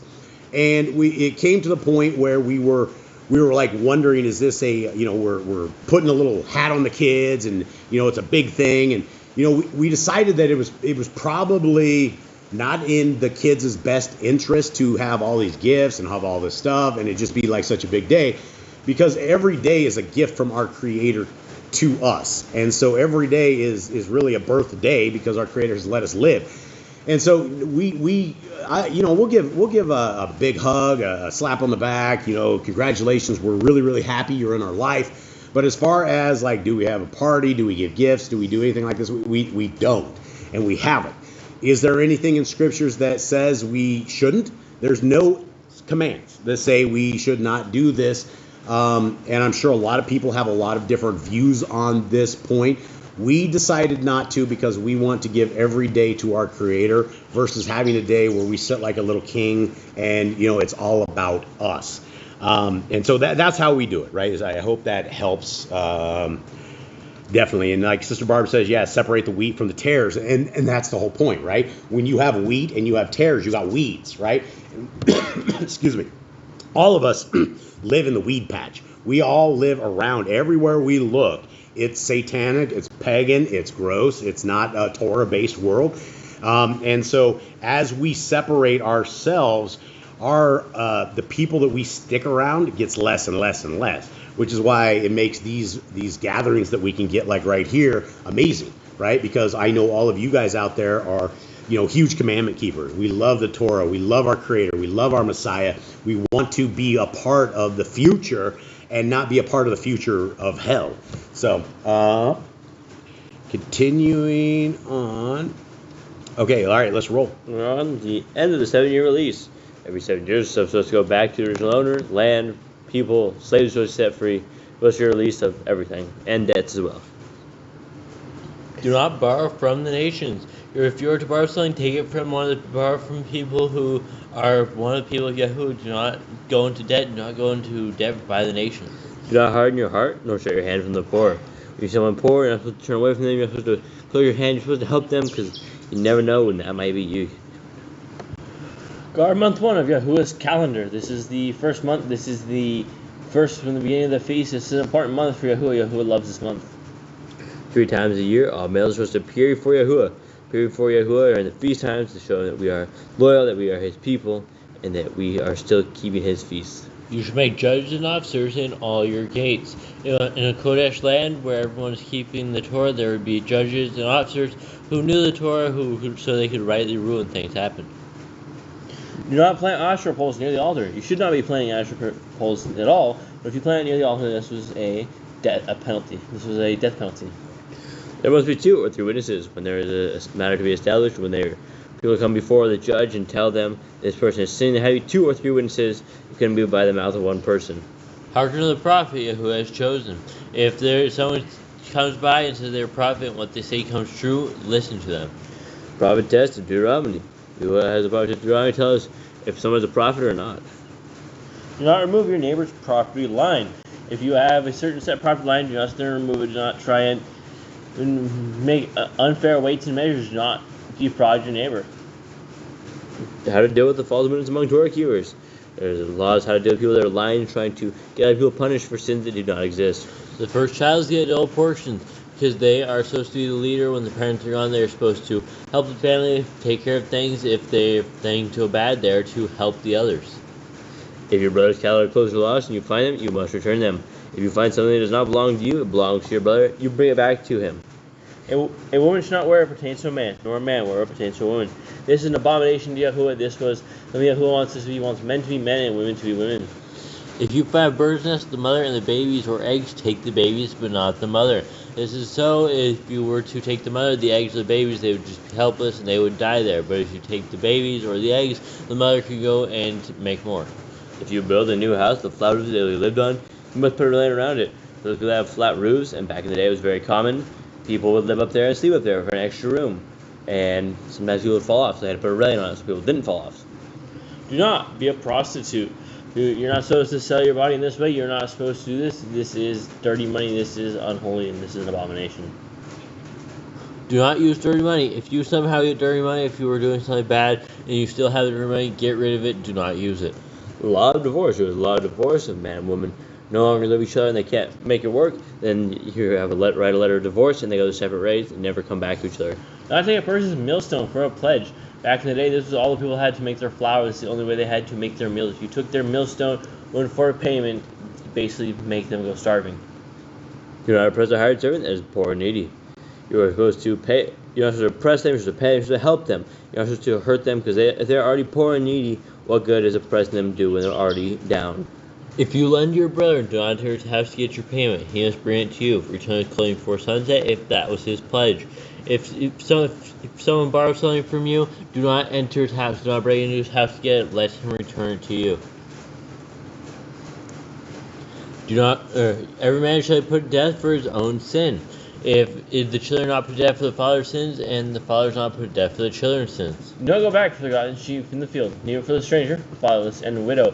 Just like leaving a corner of the field, if you drop off a sheaf in the field and you forget it, just leave it. It is not for you, and you already have enough excess, and the people that are hungry and can't provide for themselves could definitely use it. Do not your ox and tread out grain. When you are using ox in the field, there's some Muslim. You should let him breathe. You should let him eat. That is torturing your animal. If your brother dies and has no child, you'll take his wife and name the firstborn after your brother. This is so you can keep your brother's name around throughout all generations. At the end of 7 years, you read the Torah at the Feast of Sukkot, the Feast of Tabernacles. Just come back and read the Torah before all the people so that they remember the Torah and they do not forget it, so that they keep staying in covenant. All right, so we have, it's weird saying double X here, XXR. How about double XR? We'll call this homeboy double XR. What's up, brother?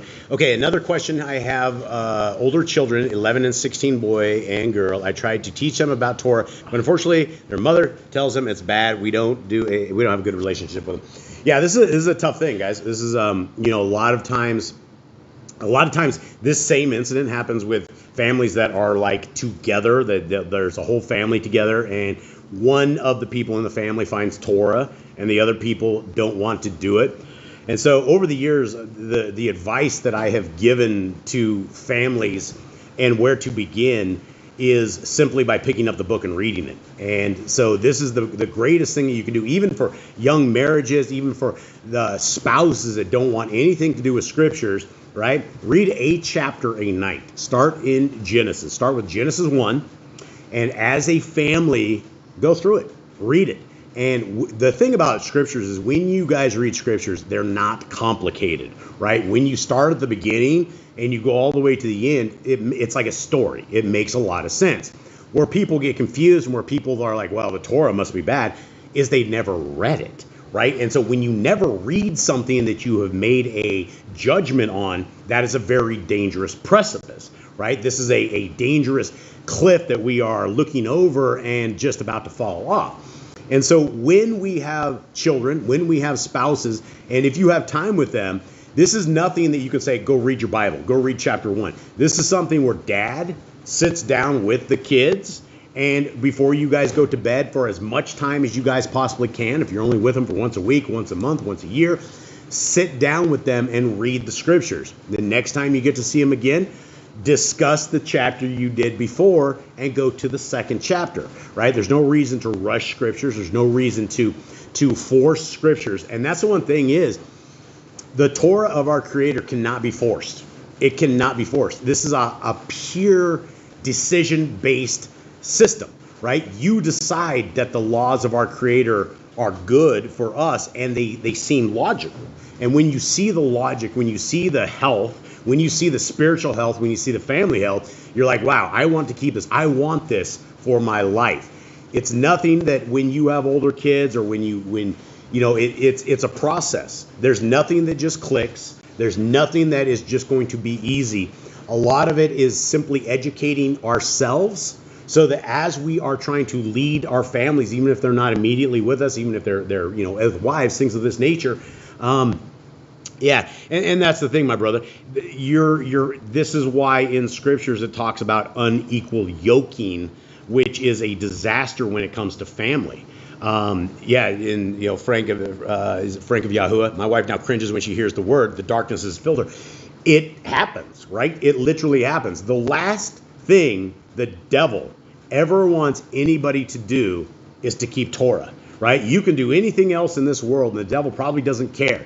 You can be as good a Christian as you want, and the devil don't care, right? Because that's his religion. He is the devil's religion is this soft tickled ear way that everybody's saved, right? And ask the religious system, are you saved? Do you have salvation? Yes. We raised our hand at 8 years old, and we made a decision, and this decision is the rapture. The rapture is going to come, and I decided that Jesus is my king. And if that was all there was to it, that would be quite the thing. But when Scriptures very clearly says that there is a path, there's a covenant, there's a rule set, and our Messiah in Matthew 7 says, "Depart from me." Basically, that means go to hell, you who don't have the Torah. So those are very, very hard words, and nobody's ever going to be able to, to force anybody. But us as parents, the more that we are into Torah, the more we read with our kids, the more it becomes cool, right? Cool inside of our family. That there's always that stigma. There's always, especially coming out of the religious system. So the best you can do is be patient. Pray for your spouses, pray for your kids, and read your scriptures in front of them. Be that sign and be that guide in their lives that they have somebody that does this. And maybe Yahuwah will take them, and maybe he'll soften their hearts. Maybe they'll wonder what dad has that they're missing. Why is dad different than mom? Why is there a different piece here, right? Those are all the things that we want to do. It's tough, right? This is why we're told to, this is why my kids, I don't think they would ever marry a non-Torah based woman. Would you guys? No. Anyone? Anybody? No. Eli? You anybody? I mean, why? Why wouldn't you guys want to? Why would you not want to? I mean, she could be a beauty queen. I'm hearing issues now. Yeah, you're hearing issues now. Yeah. So yeah, it's just not going to happen. So we may have bachelors here for life. And I think it was King GG that sent us like the Torah. Wasn't it King GG? Cindy? No, it was Bat Yahuwah. Oh, it's Bat Yahuwah. She sent us the Torah marriage place or something that you could like sign up. And that's not a bad idea. I mean, that's not a bad idea. I don't think these guys are going to go and do this. But for those that are out there, do not push a relationship. It is not worth it because you will end up in an unequally yoked relationship. And it's tough. It's really, really tough. So we're praying for all you guys. We love y'all. So hang in there, everybody, as we get through this. Yeah, pray, fast, etc. Fasting does it, guys. If you guys have never done like a 5-day fast, if you've never done a 5-day fast, I would strongly encourage you to take the challenge. It is hard. It hurts. And we're always fasting. I know a lot of you guys went out there. You guys were fasting. And just keep rolling. All right, let's get into this, guys. So we are into the book of Bereshit, chapter 9. So far, this has been the best stream that we have had because we have not had the powers that be take us out so far. And so let us get into this. Where are we at in Genesis? And where do we go from there? Okay, Genesis. We are, after Noah got on the ark from the flood, he protected his family, did what Yahuwah said. Yahuwah drowned the world, the giants, the evil that was upon the earth, and he saved the animals, seven males, 7 females, every clean animal, and then he the unclean animals he had 2 by 2. Noah was on they were in the boat for a very long time, and he sent a bird out. He didn't have to bring out dry land. What kind of bird? A raven. First was a raven. Second was a dove. Dove brought back an olive branch to show the water was receding. They got off the ark and they created an altar and did a sacrifice. Okay. All right. So, guys, that is a recap of where we're at. This is the book of Genesis 9.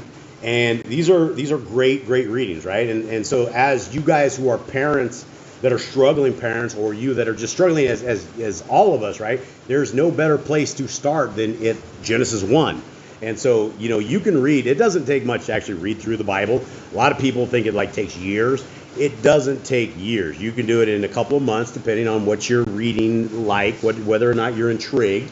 And it's not a big thing. So here we are, guys. Let's get into this, Eli. Let's get our pictures up and let's roll. Okay, Genesis chapter 9.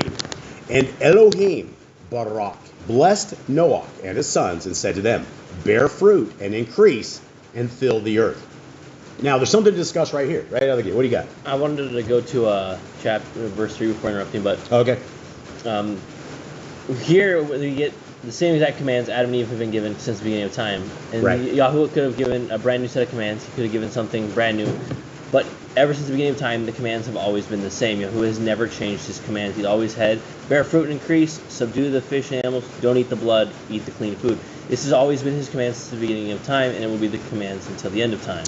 Yeah, and you know that's an incredible point, because a lot of people don't understand the Torah, right? When you say the Torah, the first thing they're like, well, it's a Jewish thing, and you're like, no, it's not a Jewish thing. It is a Torah-based thing, because when we are Torah keepers, when we're law keepers, we have a set of books. In fact, there's 5: Genesis, Exodus, Leviticus, Numbers, and Deuteronomy. We don't add to it. We don't take anything away from it. So when we end up with things, Sunday service, eating unclean food, we revert back to the Torah. We go, okay, these said all food has been made clean. You go, self, where would I think that all food is made clean? Then I go to Leviticus 11, and I go, it doesn't say that. So that is the thing that, like Caden said, our Creator does not change. From the beginning of time to the very end of time, all of these same commandments are the same. And if they were changing and evolving over time, that would be very hard to figure out. But they're not. And so we have the same set of commandments and the same thing. Anyone else have anything? Okay. And the fear of you and the dread of you is on every beast of the earth, on every bird of the Shamayim, on all that creeps on the ground, and on all the fish of the sea. Into your hand they have been given. Now, this is an incredible verse. Now, tell me why I think this is an incredible verse, everybody, around this table. Because he says everything's food for you? I mean, no, he says no. The fear of every beast is on us. We are over all of the animals. Who has given us domain over all of the creatures on the earth? Can you imagine if the cows, if the let's just say the iguanas here, let's just say the spiders. We live out in the middle of a tropical rainforest, and there are a lot of critters. And the one thing that you can say is that the critters, for the most part, are scared of us, right? Can you imagine this? This is the thing that when you read the Apocrypha and you read the book of First 𝐤𝐄𝐄, which is basically the before Genesis or in and around Genesis area, it starts after like Genesis 1 or 2 is when this book comes in there. But Adam was very, very scared because he knew that all these animals which he had named, he thought they were going to turn against him. And so our Creator very clearly said, I am going to make and put and instill fear of the humans in all of these animals. And if these animals weren't scared of the humans, you would go outside, you probably have about 50 flies on top of you, right? Right? The flies get away, you'll swat them and they fly away, right? If these things had no fear of you, you're going to walk around, your life is going to be different, right? The birds of the sky are going to be flowing down and hitting you in the head, right? Everything. You'll be walking around, you're going to get attacked by all these animals. Can you imagine the world that we have? And so in verse 2, our Creator blessed us by putting fear into all these creepy crawlies and all these things that could come out and get us. What you got, Mystical? Andrew does have a question. That's our double X. Oh, our guy. his name's Andrew? All right, yeah. Andrew. What's up, Andrew? So question, if I have family and friends who go to church, are they in danger of salvation? Are they in danger of salvation? They're in danger of lack of salvation. I mean, here's the thing, is those who are worshiping on a Sunday, right? We have no place in scriptures that has us worship on a Sunday. When you look at the actual day and why do people worship on a Sunday, it comes from the back in the days of Constantine. It comes from the back in the days of Rome. It comes from all the pagans where they had the day called Sol Victus, which was the worship of the sun worship. So when we decided that we were going to take the seventh day and we were going to change the seventh day that our Creator has made to a Sunday, so people worship on the eighth day and they go back in cycles of it, that is breaking the commandment. So these are all the things. So is there an Elohim in the temple of man on a Sunday? Is there? More than likely not. It's not like he's not going to be around, but Are you in the presence of our Creator worshiping on the wrong day? Right? There's no reason we can't worship on a Sunday if we're keeping the seventh-day Shabbat, right? We should be worshiping every single day, every single breath, every single moment we get up, every day. I thank our Creator that He has given me another day of life. I'm very grateful for this. And so when you get into people going to church, you have to understand that the people that are going to a Sunday church have no laws, statutes, and commandments. And let's use our little handy-dandy book thing that we got right here. And let's go into Matthew 7. And let's take a quick look at Matthew 7. Oh, I love this handy-dandy book thing. Right here, let's see. Right, look at verse 21 right there. Actually, let's look at verse 20. This is our Messiah. This is those who call him Jesus the Christ. There were no J's in Hebrew, so his name would not have been Jesus. The letter J was not invented till the 1500s. And so that's yet another hoax that we have. And so our Messiah, Yahushua, some say Yeshua, is saying this. In verse 20, he says, so then, by their fruits you shall know them. Okay, well, the fruits and the works, according to Christians, are the same thing. And if you ask any Christians, they will say we're not saved by our works. We're only saved through the works of Jesus. Well, the Bible doesn't say that. The Scriptures doesn't say that anywhere. So what does our Messiah actually says? Well, he says this, not everyone who says to me, Adonai, Adonai, shall enter into the reign of the Shamayim, but he who is doing the desire of the Father in the Shamayim. Many shall say to me on that day, Adonai, Master, Master, have we not prophesied Nabu in your name and cast out demons in your name and done many mighty works in your name? Guys, these people think they know him, right? These people are saying, in the name of Jesus, I cast out demons. In the name of Jesus, I'm doing, right? These people think they absolutely know the Messiah. And the Messiah then says, and then I shall declare to them, I never knew you. Depart from me, you who work lawlessness. Now, the thing about lawlessness is the church and all of these fake Bibles have changed that work of lawlessness to iniquity. So people are like, well, maybe we have iniquity. Maybe we're living in iniquity. My friends, iniquity is sin. Sin is living without the Torah. That is how we define sin. When we go to our judgment day, we will be judged based upon the Torah. What have we done? And so when our Messiah very clearly says, depart from me, you who work lawlessness, anybody that's worshiping on a Sunday just got the final verdict that they're not welcome. They're not welcome in the kingdom at all. So I think that's it. Do you have anything else, Mr. Gold? He just asked, is the same as Seventh-day Adventist, but I think you probably answered that. I mean, Seventh-day Adventists don't keep the Torah. The Seventh-day Adventists keep a partial piece of the command, right? You know, when we say, we could take any religious name, Christian, Catholic, Mormon, whatever, and they have a set of doctrines. Now, when you look at the set of doctrines that make up the religion that they have to register to become an organized religion, it's different than what the Scriptures say.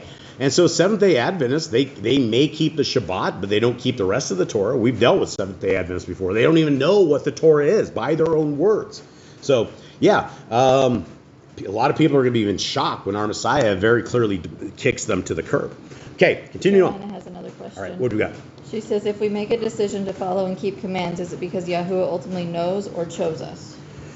I mean, I think he's chosen everybody. I mean, everybody that has a called, few are chosen. Yeah, I mean, many are called, few are chosen. We have all been given life. We've all been given a brain.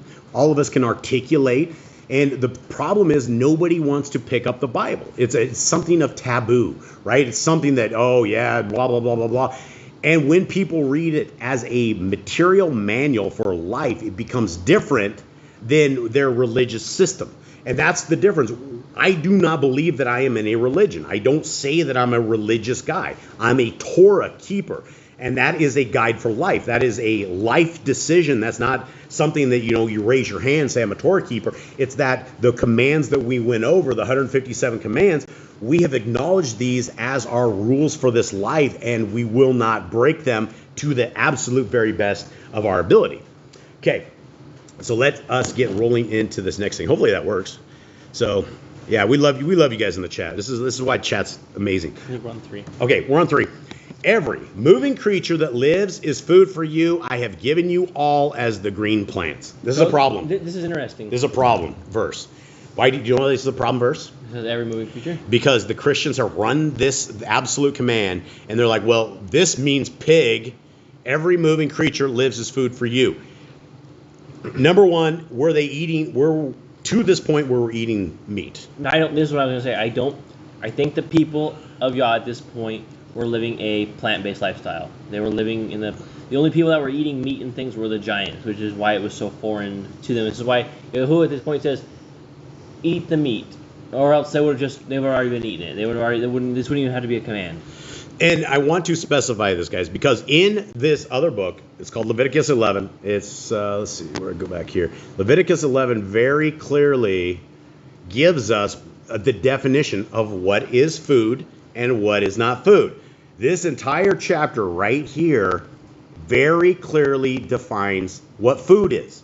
So when we have these lying scribes that write scriptures and they say all food has been made clean, that is a lie. That is the words of the devil that he has put into people's mouths, because you can't eat pig, you can't eat horse, you don't want to eat this. And it's not because it doesn't taste good, because obviously people love it, right? It's the crack cocaine of the Christian religion that they cannot put the pig down. They will do anything for it. They'll steal their mother's TV to have a little bit of a lick of that salty sweet pig, and it was never meant to be. And I think it was Sister Barb at one point that actually was talking about how, I don't know where she got this at, but it was something like the Nephilim had swapped up or jacked up the DNA of the pigs and done what they did. And so then, they were never meant to be food. In fact, they are and have always meant to be janitors. Same for shrimp. Same for lobsters, same for crabs. They go around eating the dead. They go around eating flesh. Stuff that we would not want to eat because our Creator knows how we operate.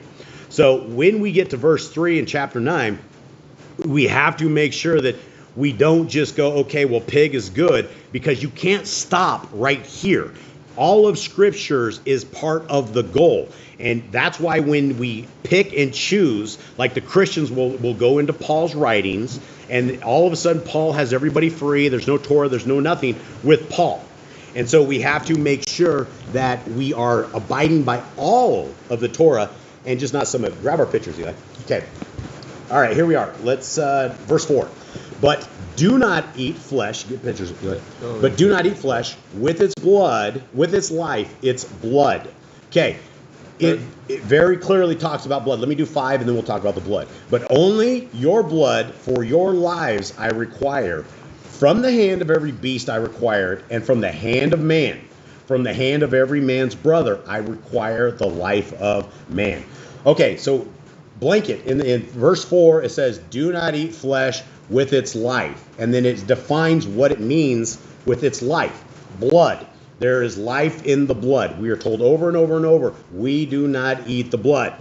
Now, when you look at the polar opposite of those that hate the commandments of our Creator, the vampires, the Satanists, that's what they do. They love blood. Why do they love blood? Because it literally gets them high. When they do all their satanic abuse and all their stuff that they do to the people, that they drink the blood, it makes that blood extremely tangy in terms of getting them high. And so these guys, this is why our Creator doesn't want us to drink this, right? Life is in the blood. We don't eat the blood. What do you got, Jade? This is in verse 6 is a part of this, but there was like such a violence on the earth of Noah's time that now Yahuwah is like, don't shed the blood, don't eat the blood. This is like, I don't want you taking other people's lives. You're supposed to live peaceful lives. You're supposed to live in unity. Yeah.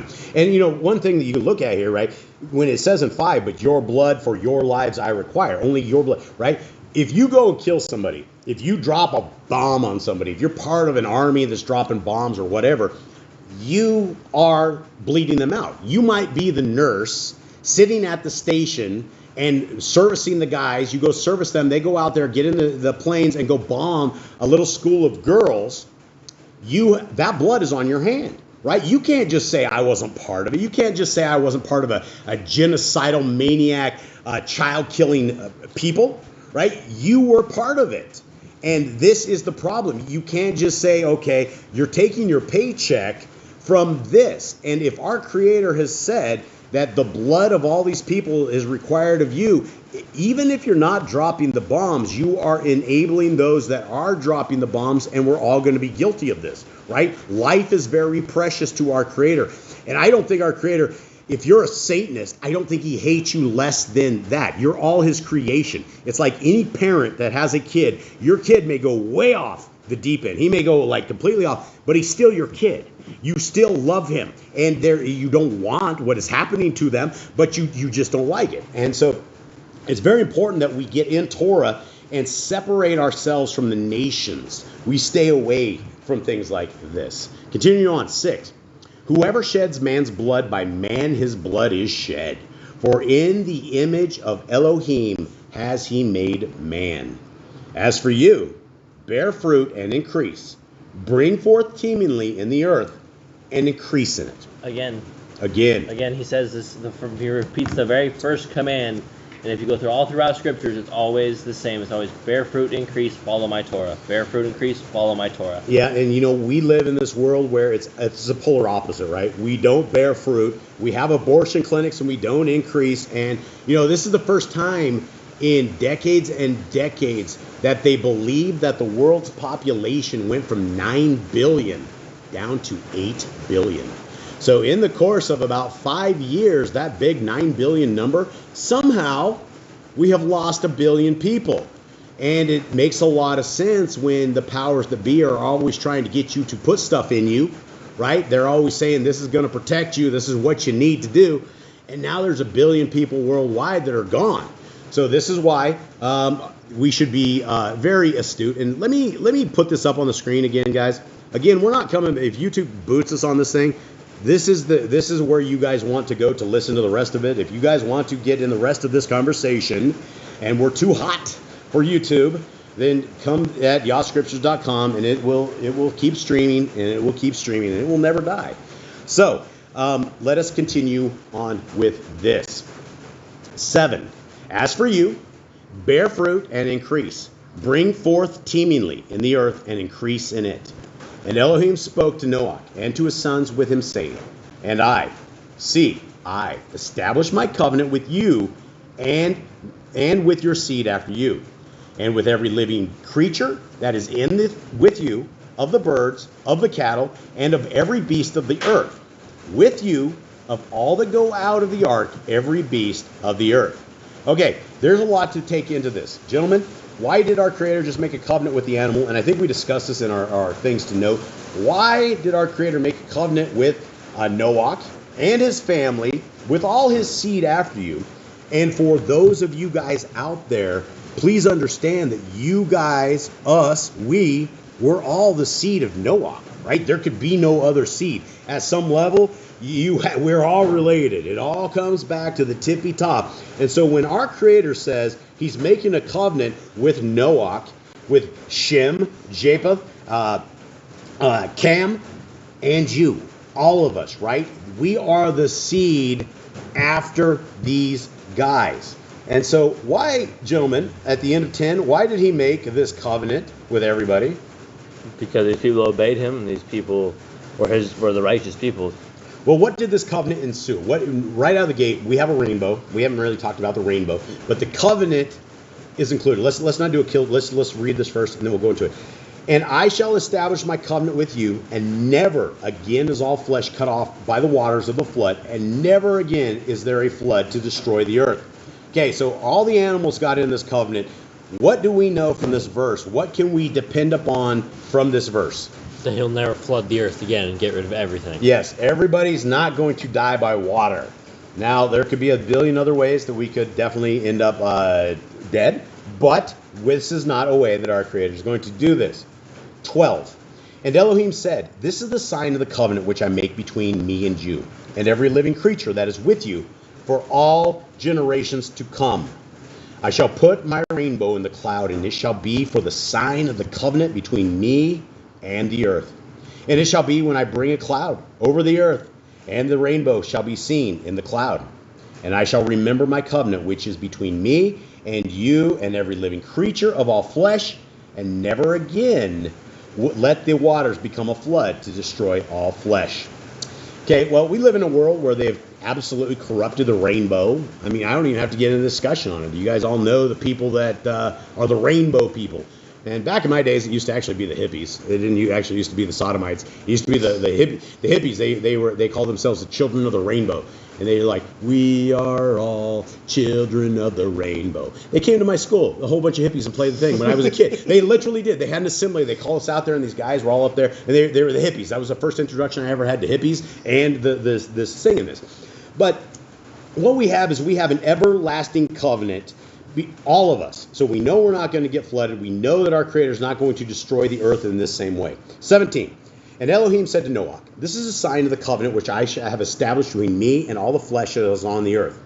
And the sons of Noah who went out of the ark were Shem, and Cam, and Japheth. And Cam was the father of Canaan. These three were the sons of Noah, and all the earth was overspread from them.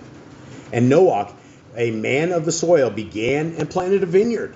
And he drank of the wine and was drunk, and became uncovered in his tent. Yeah, this is the first time I think it mentions drunk, right? I mean, well, yeah, we don't have anybody that. I mean, even in the unrighteousness of all the other people that died, I mean, I don't think it talks about them being drunk or intoxicated. Well, I mean, as far as to this point, yeah, to this point, I don't think we have anybody. We didn't even know people had. We didn't know they knew what alcohol was or liquor that was, and the thing, there's discussion about this whole thing, right? The alcohol of today. You guys understand they call this stuff spirits, right? And the alcohol of today is not the alcohol of back in the days of Noah. They didn't have it, right? And it was only, I think, about 800 or 900 years ago before the Chinese actually started distilling this alcohol where they took the proof of alcohol and took it to like 80, 90% proof, where it was like 100% alcohol, just crazy stuff, right? Prior to this, they never, ever had the technology to make liquor into spirits. And there's something to be said that especially when you talk to the guys in prison and the guys that were very much alcoholics and doing stuff inside of it. One guy, for instance, Stephen Kelly Wilson, he had a drinking problem. And he had such a drinking problem, he ended up inside of his house, in his truck, through the front door. He actually ran up the stairs, ran right into his house, and he was in his living room getting out of his truck, and he didn't remember much about it. He went around his house and saying, is everyone okay? But he just didn't remember any of that. And that is now why he is where he is at. And so there is always a danger with these extracurricular things. This is why we're told to keep our temples clean, pure. All of these things. Now, is there a problem? Do we have a sin with Noah getting drunk? I mean, no, it doesn't say thou shalt not drink alcohol, or it doesn't say thou shalt not be drunk. So yeah. So did Noah do anything wrong here? No, I don't think so. I mean, he probably had a few too many, right? Yeah, it comes on fast. He didn't know. This is a long-term thing. Planting a vineyard does not. He didn't just get off the ark and start drinking. He didn't get off the. It took like 10 years. Well, it took. I don't know if did it take 10 years. How long does a vineyard take to grow? Well, here's the thing. In part of the Apocrypha, somebody was talking about this, and I don't know. Actually, it was in the Targums. Remember the Targums? That the vine from the original garden floated up, and Noah ended up with a vine from the Garden of Eden. He planted that, and it ended up like this great thing overnight. Now, that's from the Targums. I don't know if that's actually true or not. He just got off the ark. It was probably having a little bit of good time celebrating life. It does say don't be a drunkard, though. It says don't be a drunkard, but what is a drunkard? The drunkard was... What is a drunkard? Someone who keeps on drinking. Okay, what is a drunk? If you get drunk, what does that mean? It means you drink You drank way too much. Now, if you are a drunkard, what does that mean? You're constantly drunk. You're an alcoholic, right? You are stuck in alcoholic. Now, we have a Torah command about the drinking, right? About the parents can... Yeah, they're like, this kid's a drunkard. And the kid is a drunkard, right? But we're not talking about a guy that goes out on the weekend and accidentally gets sloshed and trashed, right? We're talking about this. And as far as the drinking, we have no Torah commands against this. Obviously, moderation in absolutely everything. And I'm not encouraging you to drink. I don't think anybody should be drinking. I don't think anybody should be doing any kind of drugs, alcohol, or anything like that. Even coffee. I would say people shouldn't even be drinking coffee. But I'm just saying, we don't think there was any kind of, he didn't sin on this thing. No, there was no sin. Okay. Continuing on 20. And he's in his own tent. He's uncovered in his own tent. He's not, publicly indecent. Publicly, yeah, right. Absolutely. 21. And he drank of the wine and was drunk and became uncovered in his tent. That's unfortunate. And Cam, the father of the 𝐤𝐄𝐄𝐅, saw the nakedness of his father and told his two brothers outside. Okay, now these are some of these verses inside of scriptures that sometimes don't make a lot of sense, right? I was thinking about this as I was reading it, and I was thinking to myself, if I got drunk and passed out cold, and something happened where Eli came in and said to the twins that dad was naked, help him up or something, I can't imagine I would curse Eli's kids because of this. So there's something inside of 23. There's something inside of 23, like Cam, however you want to say his name, he was obviously doing something disrespectful or something not good. There was something far more to this than what it was. Some translations, and I'm not, this is again, all speculation, says that Cam was trying to castrate him. Now, none of this makes any sense because we don't have it. It's like when you read the story of Lot and his daughters and all of the whole drunken incident and Lot not knowing what was going on. It doesn't make any sense. For those of us that have been intoxicated, you understand that doesn't make a lot of sense. Isn't it also likely here they stole the garments of Adam and Chava? That's also true, right? And we get that from what book? There's an Apocrypha book. Jasher? I don't think it was Jasher. Is it Jasher? Might be Jasher. I've seen Jubilees, so maybe it's Jasher. It might be Jubilees Jasher, but yeah, that Eli is right. There's a story that the clothes of Adam were stolen. This was Cam stole them. Yeah, actually it was. I think it was Jasher. But the clothes that ended up becoming Nimrod's, which gave him a ton of power. Yeah, which gave Nimrod power, was stolen at this incident. So something horrible happened in 23. We don't know exactly what it was, or 22 is when it happened. So going on to 23. So Shem and Japheth took a garment, laid it on both their shoulders, and went backward and covered the nakedness of their father. But their faces were turned away, and they did not see their father's nakedness. And Noach awoke from his wine, and he knew what his younger son had done to him. And he said, cursed is 𤤄𝐄𝐅, let him become a servant of servants to his brothers. Now, we have to understand something here, guys. Is this a fair curse? Or is this would be like Eli, this same situation, right? And then Eli, for whatever reason, I would say, cursed be the kids of Eli, which I'm not doing, right? How is this? Wouldn't I want to throw that curse on Eli who did this? How did the kid get mixed up onto this? How would you think this goes down? I mean, he's cursing his entire generation. This is for all time. But if he cursed Cam, that would do the same thing, right? Well, I don't know. Go into the messages. All right, let's see. We got some messages here. Let's see. Right here. All right, what do we got? Sister Barb.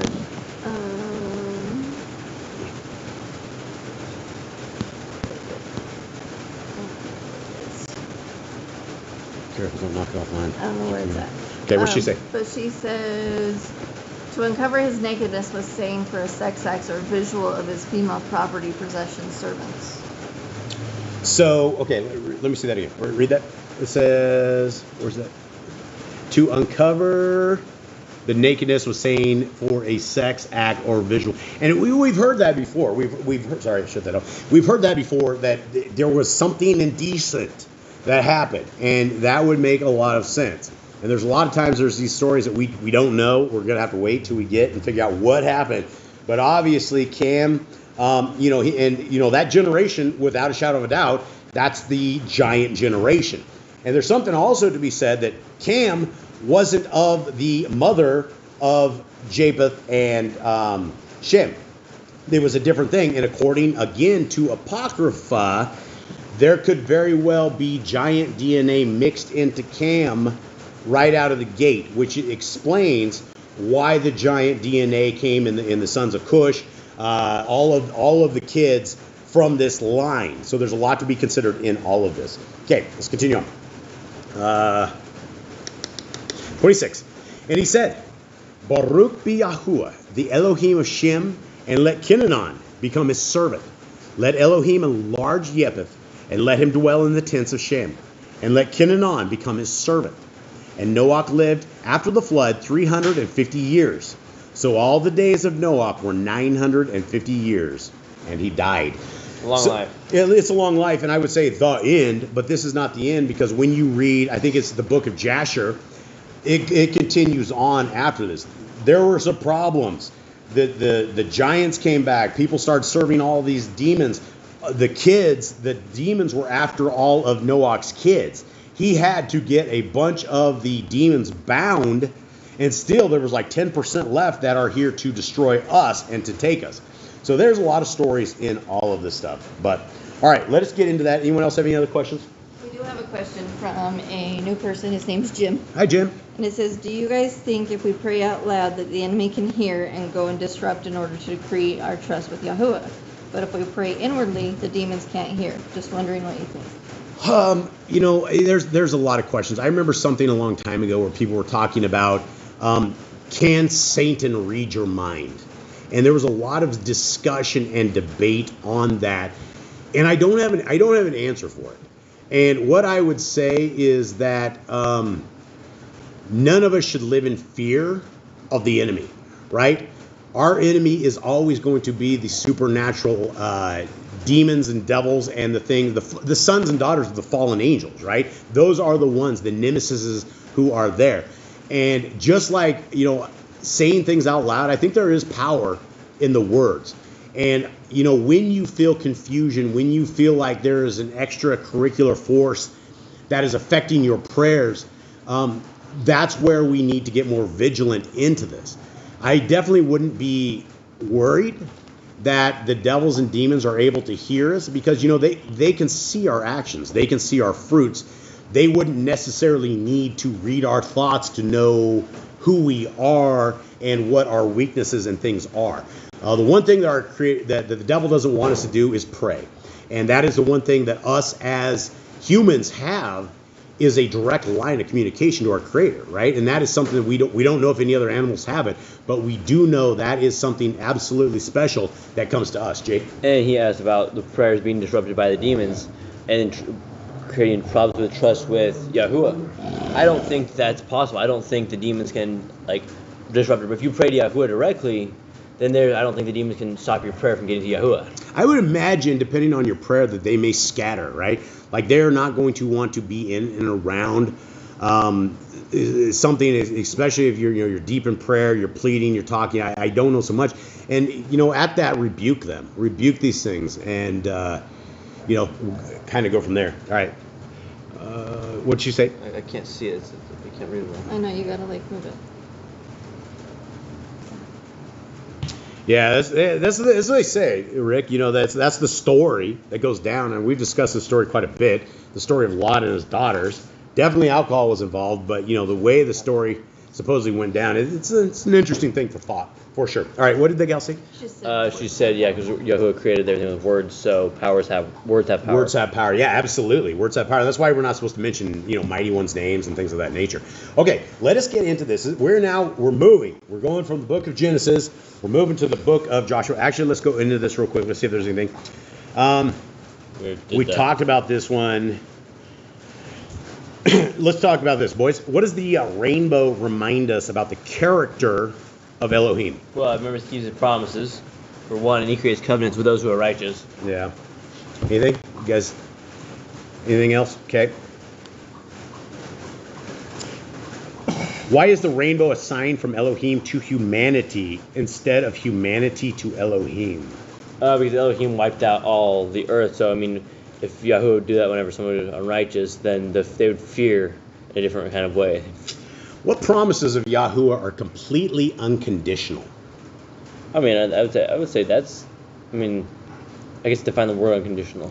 Unconditional, never changes, right? It doesn't matter. And I see the promises of Yahuwah as in things like, if you obey my laws, my statutes, and my commandments, I will be your Elohim, and you will be my people. What Yahuwah wants, he wants a covenant with people. He wants people that are willing to obey him. He wants to establish a covenant with a people that are willing to follow what he says. Yeah, and willing to follow, even though we are what the world would call as different, set apart, weirdos, beardos, those kind of things, right? That's what we want to separate ourselves from.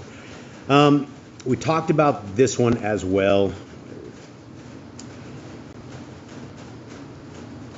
I think we just run through this. Yep. Okay. Yeah, we discussed all this stuff. So we'll go into this. We'll go into the book of Yahushua, guys. We're going 4 books over. And the books of Yahushua, the book of Yahushua, and I got dogs always being bad. Sorry, guys, but we're running through it. Nothing's stopping us today. We're getting through this one. So the book of Yahushua, Joshua, is the continuation of the Torah, right? It is after the book of Deuteronomy. Moshe, our main man, he is gone. We have a leader, who the leader is Yahushua, and it's the same spelling as our Messiah, right? A lot of people say Yeshua, Joshua and Yahushua. That is the same name when we're talking about this. Somebody give me a quick breakdown of where we are at to this moment in time. Anyone? So, Yahushua took over the reign of Israel. He's basically the king. He's the leader. He's the one running everything, telling people what to do. He is their general. They did as Yahuwah commanded them. They made it over the Jordan River. Yahuwah separated things for them. They all grabbed rocks, 12 big rocks for the tribes of Israel. They carved the entire Torah onto stone, and they had everyone circumcised so they could keep the Passover. And then they went against Jericho. They walked around the wall 7 times, screamed, and the walls came down. And then Yahuwah had them kill everything, burn everything, get rid of everything in Jericho. But that didn't happen. One of the guys, he kept something, and when Yisrael wanted to go to war, they lost. And Yahushua was like, "Why would you leave us? Why would you forsake us?" He's like, "I didn't. You guys are cursed. There's someone in your camp." So they found out who it was. They had to kill him. They burned his stuff, and then they went up against the people again, and they won this time. This time that Yahushua came with a good plan. He pulled everyone away all the warriors away from the city, and then they had 30,000 people from the backside of the city jump over and decimate the city. Yeah, and so I don't want to confuse those who are new to this on where we jump around, because every week we do a piece of Genesis, we're in Joshua, and we're also doing Matthew. But for those who have read the scriptures a lot, this isn't going to confuse, but for those who are new to scriptures, and congratulations, it doesn't matter when you guys get into scriptures, it matters that you get into scriptures. We're in the land of Yisrael, and the people of Yisrael all have the same 157 commands that we went over at the beginning of this reading. They all have this. They're walking with this, and so they know the laws, statutes, and commandments of our Creator. Now, this chapter is a fork in the road. What happens in this chapter is something that all of us as Yah's people, we can make the same mistake. This mistake is a Yah's people mistake that even to this day, my family, we break what happens to these guys. And so when we're talking about people that just know the Torah, been with the Torah, been walking with it, the leader is about to do a huge, huge folly.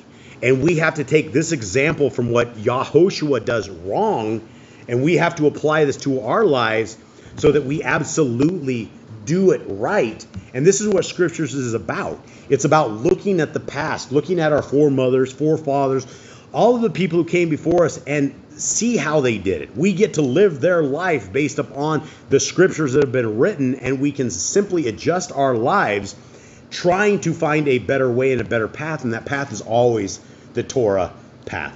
So here we are, Joshua chapter 9.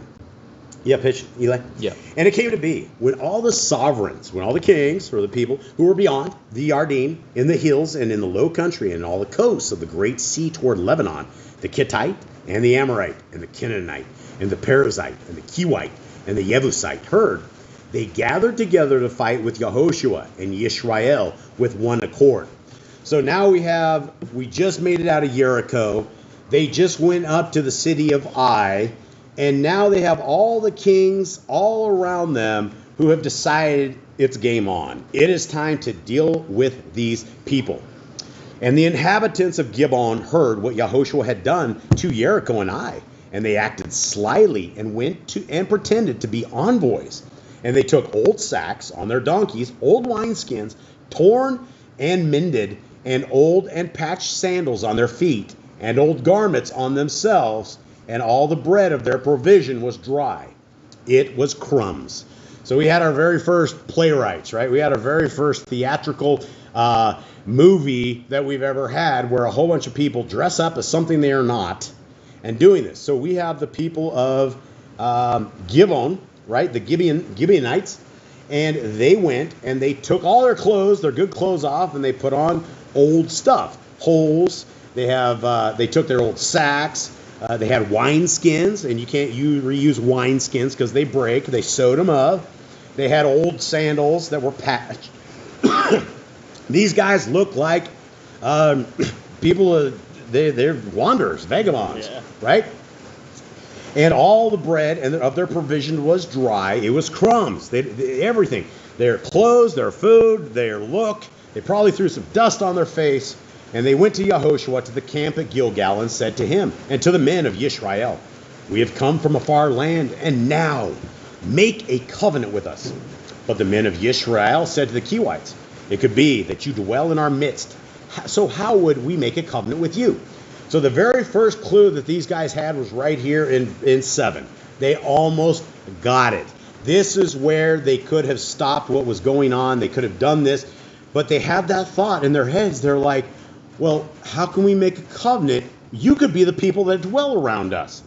I feel like Moshe would not have fallen for this at all. I feel like he would have just killed them on sight. You think so? I think so. Yeah, I don't think Moshe. I think Moshe. He was a little more wise, a little more hardened. He just didn't. Well, he would have done something Yahushua didn't do. This is what we're going to get into. 8. And they said to Yahushua, we are your servants. And Yahushua said to them, who are you? And where do you come from? So they said to him, from a land far off your servants have come because of the name of Yahuwah your Elohim. For we have heard the report of him and all that he did in Mitzrayim. So basically, Yahushua's got sweet talk. He's like, yeah, we heard about the greatness of Yahuwah. We're on his side. And he was like, oh, okay. There's a word for this. It's called a ruse. These guys rused them. And Joshua became a sucker is what is about to happen. So they're saying, for we have heard the report of him that all he did in Mitzrayim and all that he had done to the 2 sovereigns of the Amorites who were beyond the Yarden, to Sihon, sovereign of Heshbon, and Og, sovereign of Bashan, who was at Ashtaroth. So our elders and all the inhabitants of our land spoke to us, saying, take food with you for the journey and go to meet them, and say to them, we are your servants, and now make a covenant with us. Okay, this is a big deal. Right? We know we don't make oaths. We don't make covenants with people. We definitely don't make covenants with the outsiders of the land. They continued on and said in 12, this bread of ours we took hot for our provision from our houses on the day that we left to come to you. But now see, it is dry and it is crumbly. And these wineskins which we filled were new. And see, they are torn. And these are garments. And our sandals have become very old because of the very long journey. Okay, so these guys, they looked apart. Yeah, they really played their part well. They looked apart, and of the men of Yisrael took some of their food, but they did not ask the word of Yahuwah. Okay, that's interesting, right? So these guys come up and they have like breadcrumbs, and they say don't have much. And then verse 14 says the men of Yisrael took some of their food, but they did not ask the word of Yahuwah. They took the crumbs. They took the crumbs, or they took whatever these guys had. But herein lies the problem, my friends. This is the problem. Eli, will you please go into the text? Let's look at verse 14. Right here. And this is where all of us to this day can absolutely fail. I do it all the time. I will rush into stuff and I will seek our Creator after. It has been a great thing that our Creator has not cursed me because I rush in long before I do this. But this same thing could afflict me the same way it afflicted our brother Yahushua, which afflicted all of Yisrael. So the problem is they did not ask the word of Yahuwah. Okay? And because of this, everything in their worlds are about to change. 15. And Yahushua made peace with them and made a covenant with them to let them live. And the rulers of the congregation swore to them.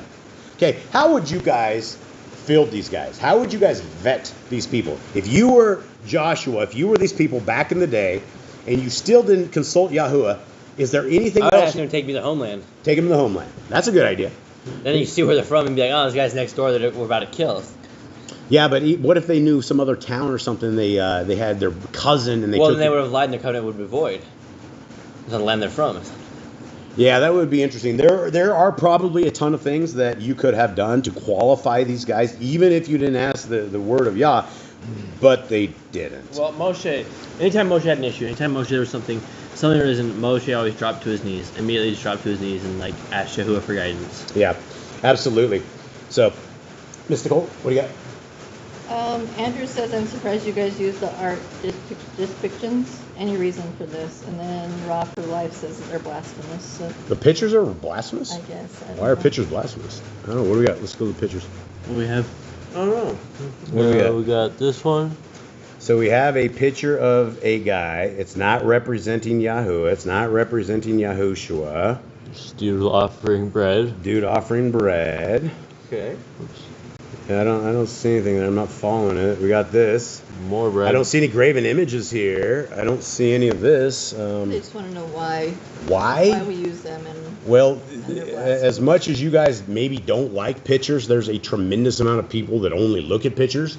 And so we're trying to give people a little bit of something to look at. Some We don't pictures. have a professional illustrator on staff. Yeah, we don't have a professional illustrator. I mean, if you guys actually want to draw some pictures, I would love to throw pictures up there. But I mean, unless you guys have some commands that we're breaking by throwing pictures up there and illustrating this with it, I mean, we all kind of go through the pictures and look through them and do this kind of stuff. But we're not here to offend anybody. We're here to help people understand. Okay, 16.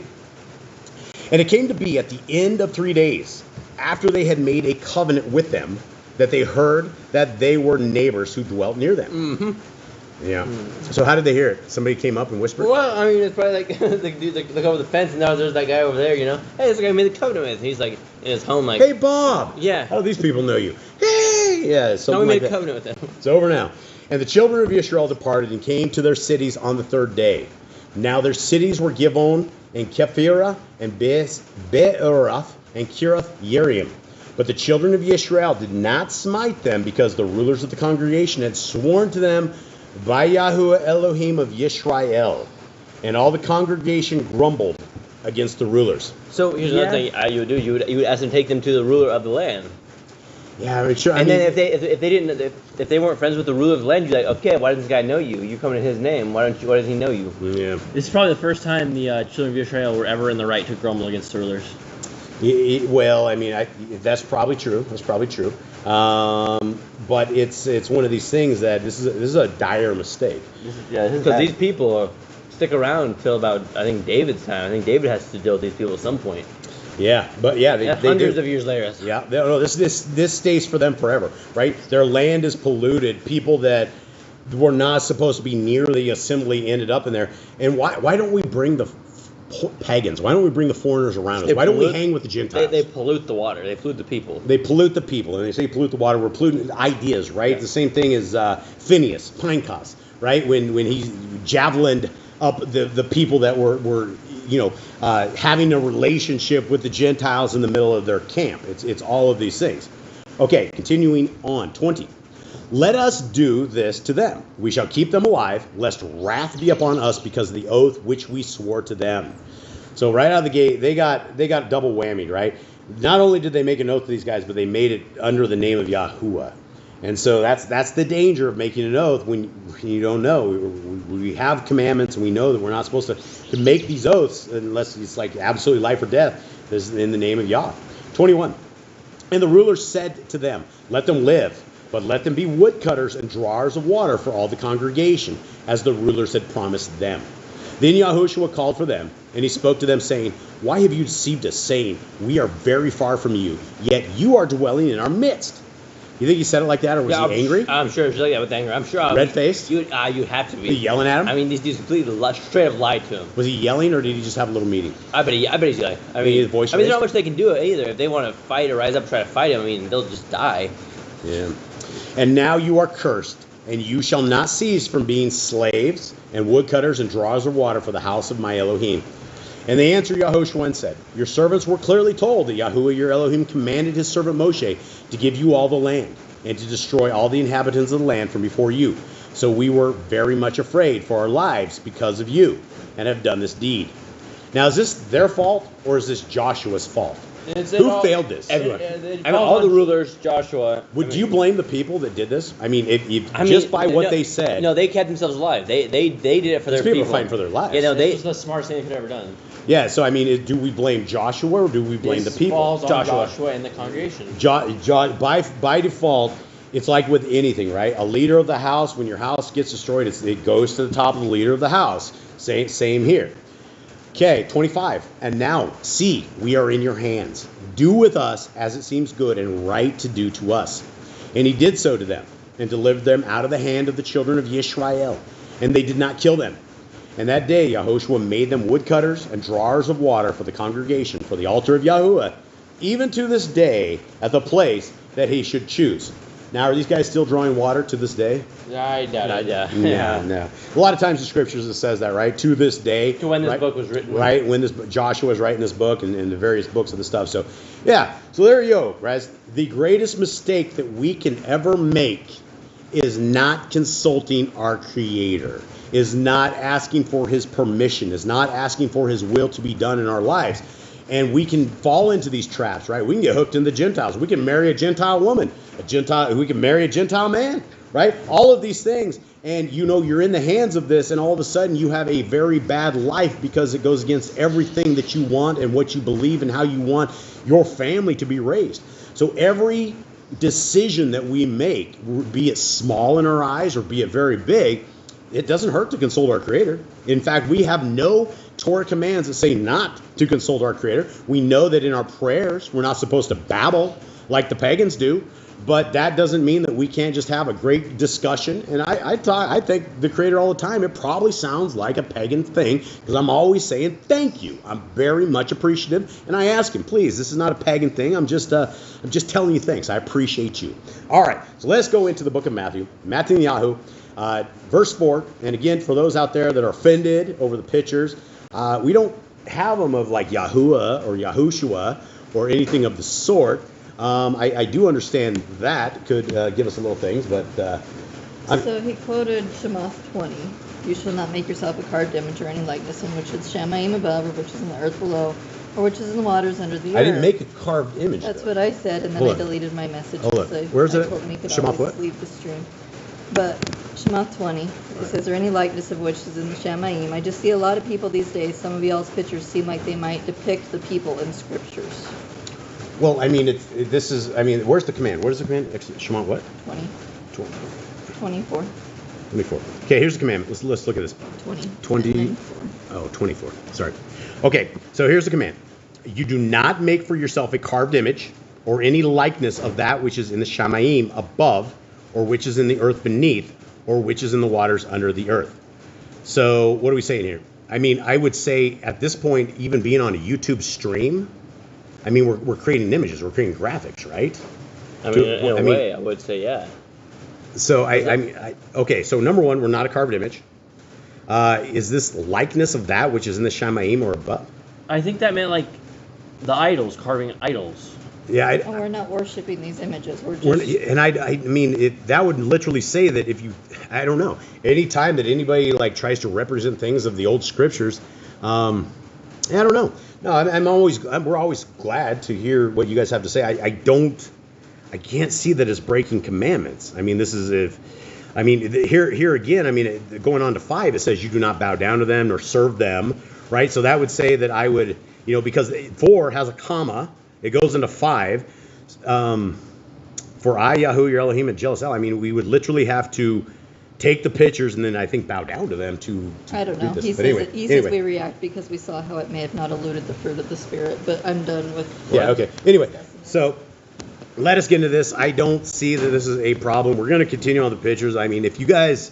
This isn't where you guys don't feel comfortable. I mean, obviously, we're here just for a couple of you guys, but we're not going to make everybody happy. We'll try, but it's not going to happen in this thing. And we do the very best that we can. And so we will continue on with our pictures. We're not going to make pictures of Elohim. We're not going to make pictures of Messiah Yahushua. And I'm not going to print them off, and I'm not going to bow down to them. Okay, here we are into Matthew Yahu 4. Okay, so here we have, who's giving me a breakdown? What do we got?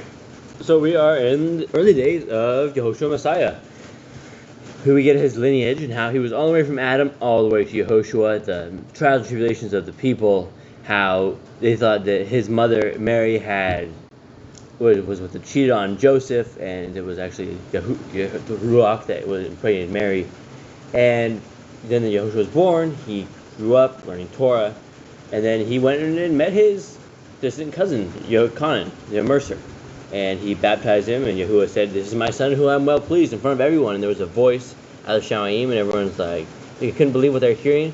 But Yochanan, when he saw him, he knew exactly who he was. Yeah. Just checking out stuff in here.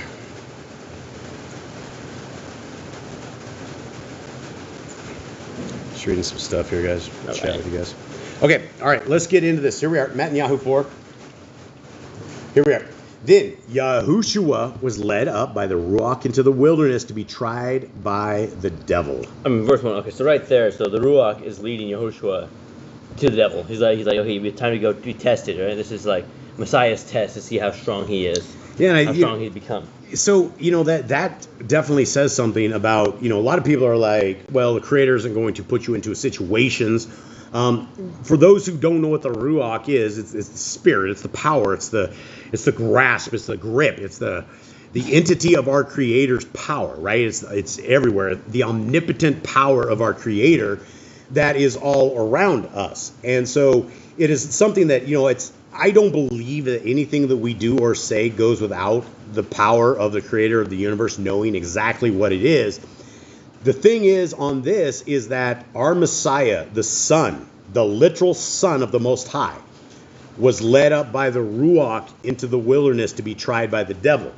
Now, if this happens to our Messiah, can't we say that we could probably have our own verse that says, then Jaden or then Eli or then Jason was led up by the Ruach to be tried by the devil, right? Is this the same thing that happens to our Messiah? Are we being tested in the same way?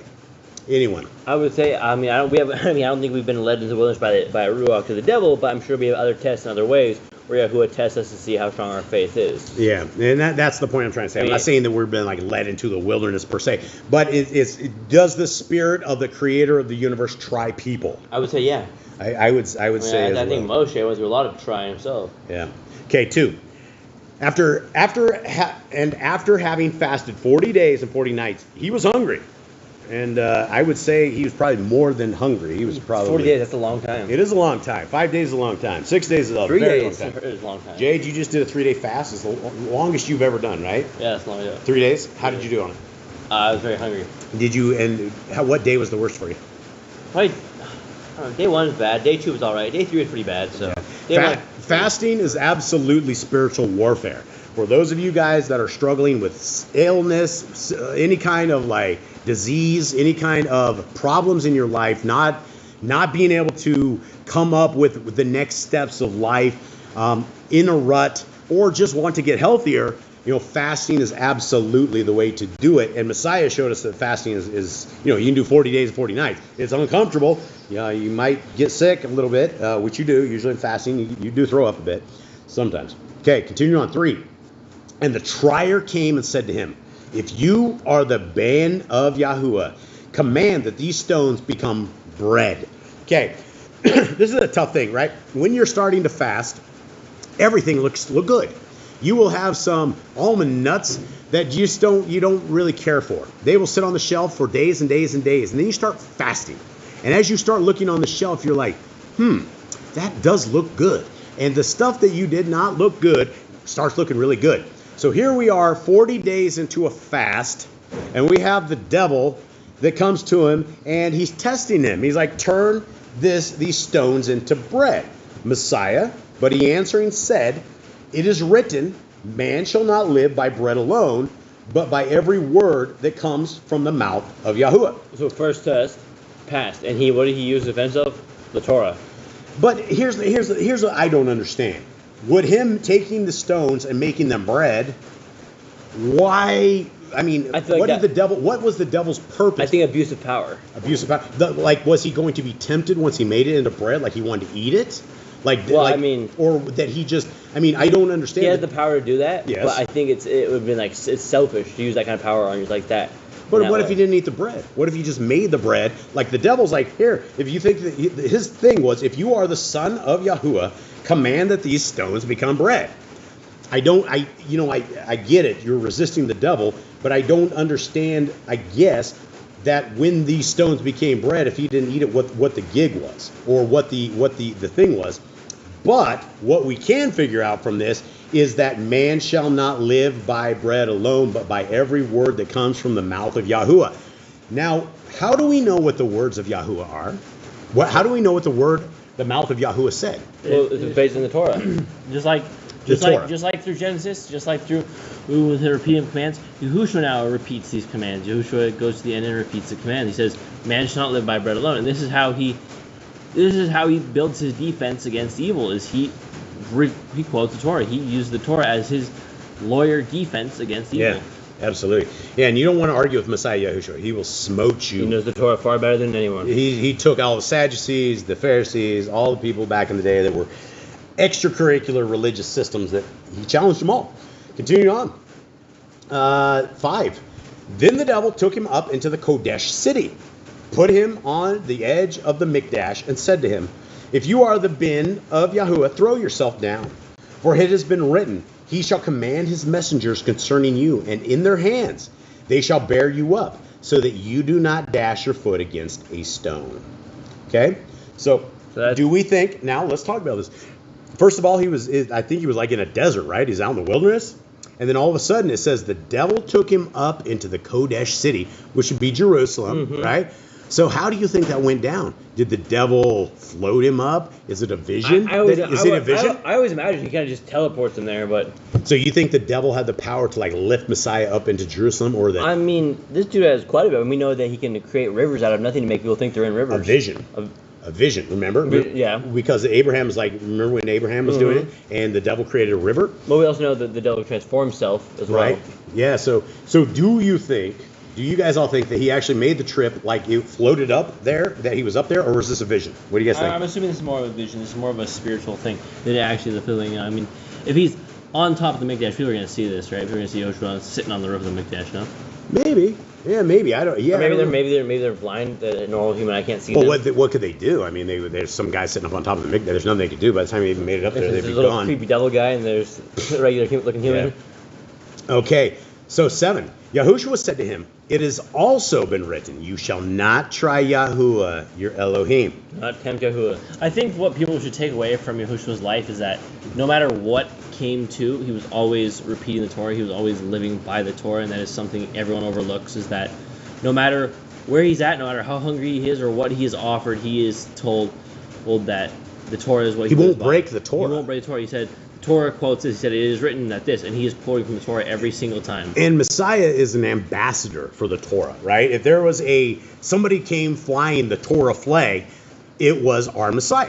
Now, when you ask the Christian religion, they say, no, that's not true. They say he didn't. In fact, they will very clearly tell you that Jesus came to get rid of the Torah and came to bring on Christianity. And there's I think only one place in the scriptures actually says that word. And there's never a spot where our Messiah said join a religious system. It's interesting that they can take one verse out of context and say, "I should not follow Torah," but they cannot take an entire chapter that is used in context of Yahushua following Torah, quoting Torah, and they'll say it's abolished. Yeah, well, and that's the problem. That's the Christian conundrum, is nobody wants to read their scriptures. When you read in context slowly, it never says all of these lies that we inherit with this religious system. Okay, continue on. Again, the devil took him up on a very high mountain and showed him all the reigns of the world and their esteem, and said to him, "All these I shall give you if you fall down and worship me." Now, this is definitely a vision. This is definitely like something else. You think? Yeah. You don't think he took him up to the very tippy top of the dome? No, I don't think. I think because like all the reigns of the world, I am assuming he's going to show him future reigns as well. Could be. Well, I mean, at that time there were a ton of reigns in the world. I mean, you still had Chinese dynasty, the empire, all. I mean, you had a lot. Yeah, Rome. I mean, you had a ton of different stuff. This is something that is one of these things that we've been told we're on a spinning ball and we're like monkeys on a spinning water ball, and then things like this is like, how would you ever if this was how it went down, how would you ever see all the kingdoms of the world on a ball, right? You couldn't. And so, again, we don't know if it's a vision. We don't know how this went down or what it was. But I bet it was very stressful. I bet this whole thing. Do you think Messiah was stressed with the devil coming and he was hungry? You think he's a little agitated at this point? I mean, he's spiritually afflicted already as it is. You're already spiritually afflicted. Now it's like he's really trying him. It's like Yahushua knows his end goal is to die. He knows his end goal is to be sacrificed for the salvation of the world. So it's like Satan's trying to give him a way out here where he's like, you can just worship me and everyone will worship you and you can just have a good life. And this is like probably a lot of deep thinking in this quick moment. Yeah, a lot of deep thinking on there. Yep. So then Yahushua said to him, "Go, Satan, for it has been written, you shall worship Yahuwah, your Elohim, and him alone you shall serve." Now here's a Trinity breaker, right? Here's these things, right? It says, you shall worship Yahuwah, your Elohim. Well, why is it then the religious system prays to a guy called Jesus?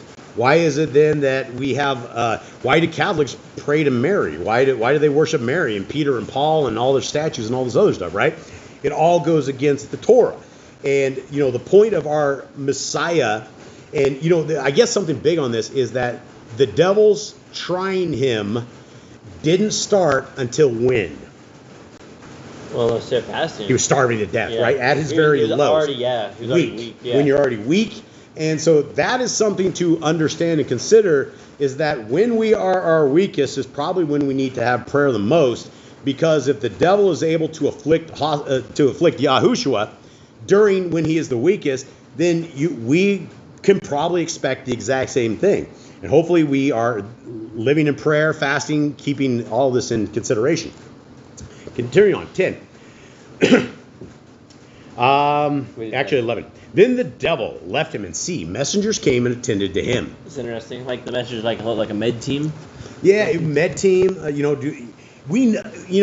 you think they were Do you think they were physically? Do you think he was able to see them? I think so. You think he was able to see the devil, and as well as the messengers that are observing him, or do you think he was alone and he was fighting the devil, and then at the end they appeared? Yeah, the messengers came to him. It's like corner team after a fight. Yeah, corner team. Hey, you all right?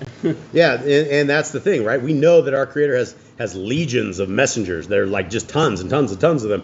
And so, probably all of us have guardian angels. Probably all of us are have that messenger, and we're probably being watched at all times. I would say for sure.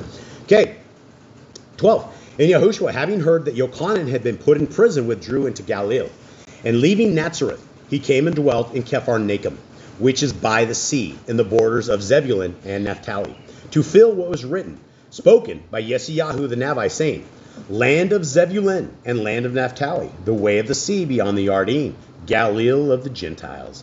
To the people who sat in darkness saw a great light, and upon those who sat in the land and shadow of death, light arose to them." From that time, Yahushua began to proclaim and to say, "Repent, for the reign of the Shamayim has drawn near." Okay, that's a big statement right there, right? Repent, for the reign of the Shamayim has come clear. What does our Messiah mean? How is the reign of the Creator happening? Why is this statement correct? Why is our Messiah saying this? Because the covenant is renewing. The people of Yahuwah are going to be coming back. This is where. What is the reign of the Shamayim? It is the Torah. It is the people that follow the Torah. And so when we are in the reign of the Shamayim, what can we expect? What do we think has happened? Heaven and earth have passed away. Okay, if somebody reigns something, what are you reigning? A kingdom? A kingdom, right. And so when you have a kingdom, and what Messiah is saying here, he says, "Repent, for the reign of the Shamayim has drawn near." How is this true? Why is he saying this? What does this mean? Anyone? Eli? Well, I believe, Okay, let me put it like this. Who's the king of the kingdom to come? Yahushua. And so when he says repent, for the reign of the Shamayim has drawn near, who is drawing near? Yahushua is drawing near. Right. And so how he's making this true is he literally is. He is the reign of the Shamayim. He's the king. He's the commander-in-chief of the kingdom to come that is literally there in flesh. 18. And Yahushua, walking by the Sea of Galilee, saw two brothers, two legends here. Shimon, called Kepha, and Andrew, his brother, casting a net into the sea, for they were fishermen. And he said to them, "Follow me, and I shall make you fishers of men." And immediately they left their nets and followed him. Now, fellas, if I came to you and yelled at your computer store from across the road, I yelled at you, "Jaden, come with me, I will make you cotton candy connoisseurs." Or I would make you rich things, right? Is there anything that I'm going to scream from across the road? Well, first, if you don't know me, is there anything I'm going to be screaming from across the road that's going to make you come out? First of all, these guys, this isn't the full story of this. We know these guys had a miracle happen to them. And so this guy just like, hey, they couldn't catch. I don't think this thing happened yet. I don't think this is another part of the chapter. I don't think the fish. It's in. I think it's with John or Luke. I think. Okay. When he meets them, he says, "Put cast your net," and then he pulls the fishes. "I'll make you fishers of men." Yeah. There's two or three. I think there's two or three. Right. There's two. There's one that's like way at the end and one in the beginning. Okay. And so, why would two people who made their livings fishing go to the shore and do this? So they just saw a miracle. They've seen miracles and they've seen this. And so most people, back to my point, you're not going to leave your business, right? Yeah, someone's screaming across the road for me. I'm probably come, I will make you fishing for Panamanians. We'll do this. You want to come fish for those lost souls? No, I don't think anyone's going to come follow me. Okay, continuing on 20. And immediately they left their nets and followed him. And going on from there, he saw two other brothers, Yaakov and Zebedee, and Yochanan his brother, in the boat with Zebedee their father, mending their nets. And he called them. And immediately they left the boat and their father and followed him. And Yahushua went about it all Galilee, teaching in the congregations, proclaiming the good news of the reign, and healing every disease and every bodily weakness among the people. And news about him went out on into all Syria, and they brought to him all who were sick, afflicted with various diseases and pains, and those who were demon-possessed, and epileptics, and paralytics, and he healed them. And large crowds from Galilee and Decapolis and Jerusalem and Yehuda and beyond the Ardennes followed him. All right, guys, so that is the end of this, and so we have made it to the very end. Let's check in on our chatters. Question where the proper interpretation is. I think I missed what. Is there anything beyond the last one, Mom? Oh, there is. I think I got it. Okay, just checking. Wow, ranch flavored and dill pickle flavored cotton candy. My goodness. What the heck? Wow. It's American. All right, guys. So with that, I think this is the end, everybody. Jade, I want you bless our brothers and sisters, will you please? Yep. Yahuwah block you and guard you. Yahuwah make his face shine upon you and show favor to you. Yahuwah lift his face upon you and give you peace. Okay, so my friends, my family, we love you all. We thank you very much for being a part of this. We are going to get the final 3 songs that we have here, and we are going to wish you guys a wonderful Baruka for the day. So here we are. Let us get going.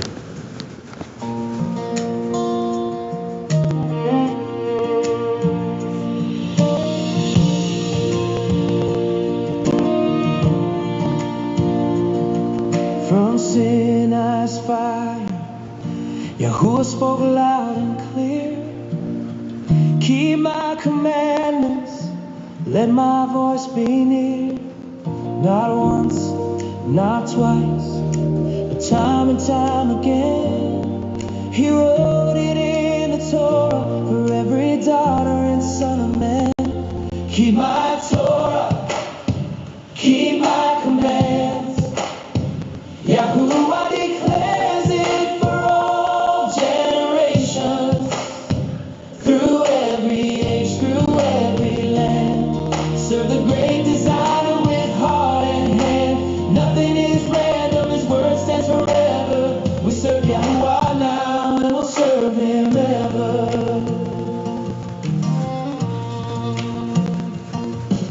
He said it in Exodus, repeated in Leviticus too. Observe my statutes, my covenant renew. Passover, Sabbath, feast without end.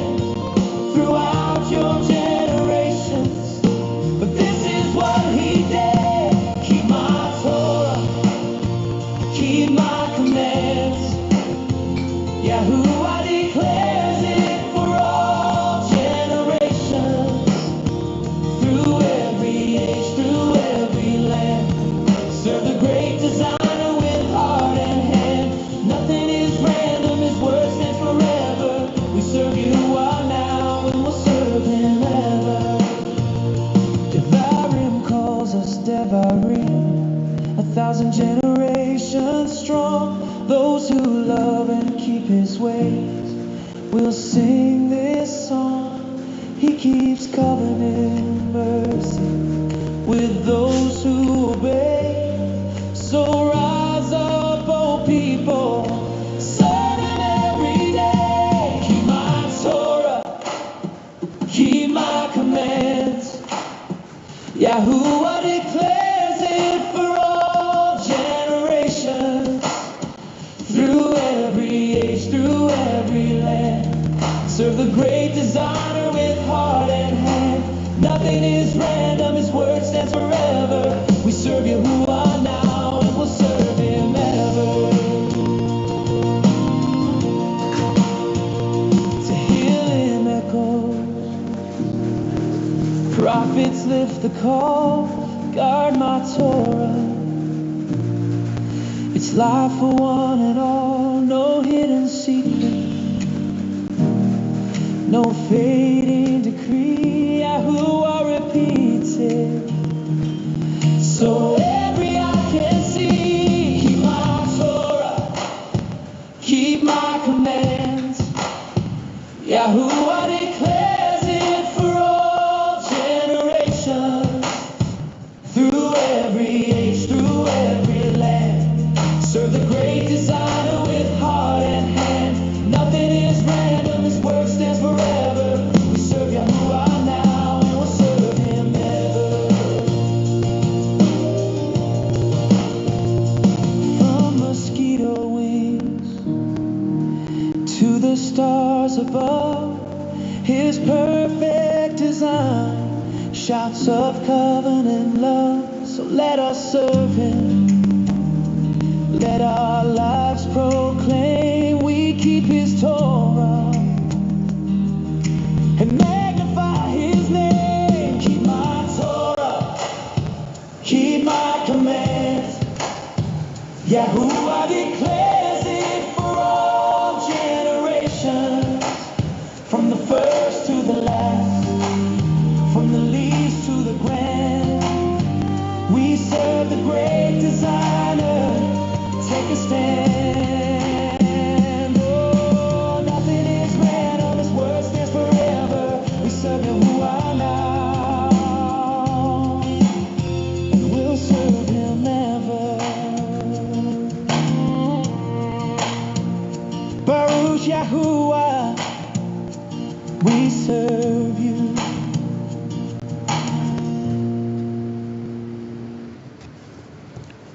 Yahuwah, keep our hearts of faith. We won't be fooled by mistakes. We follow Yahushua through the test. Ruach strong, we won't rest. Yahuwah, shine your light in me. Let my heart be clean and free. No fake words, no hidden sin. Ruach of truth, burn within. We take the stake of Kai today and walk your way, the narrow way. Yahushua came to kin to stay, but crowds roll out and stole the shalom away.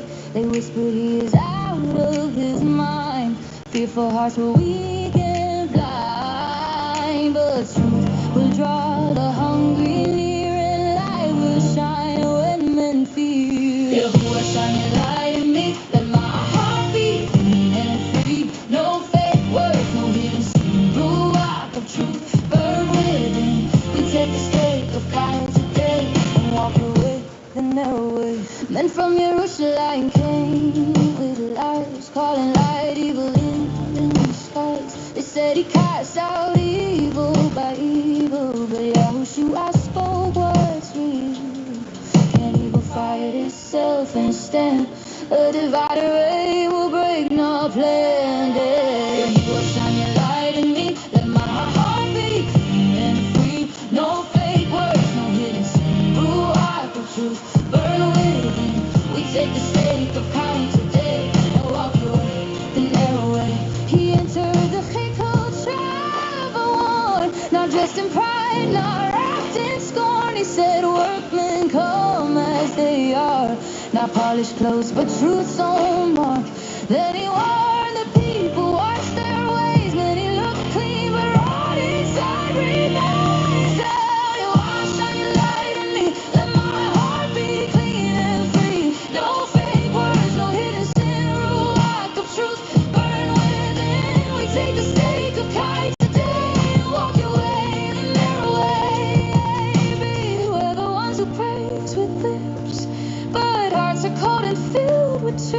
say they see, but they are blind.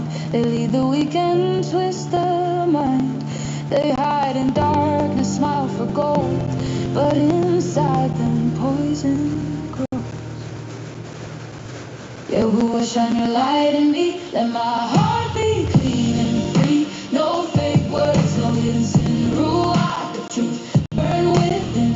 We take the stake of Kai today and walk your way, the narrow way. He said, take up my stake of Kai. The easy road has no bright sky. The trials come like gifts sometimes, but truth reveals their hidden signs. He winnows grain from empty talk and calls the faithful ones to walk. Yahuwah, shine your light, the light in me. No fake words, no hidden sin. Ruach of truth, burn within. We take a stake of Kai today and walk your way, the narrow way. Give us eyes that really see, not fake religion or deceit. Let our roots go deep in light, so we the world don't choke what's right. We seek your wisdom like pure gold. We walk the truth, we won't grow cold. Yahuwah, shine your light in me, let my heart be clean and free. No fake words, no hidden sin. Ruach of truth, burn within. We take the stake of Kai today and walk your way, the narrow way.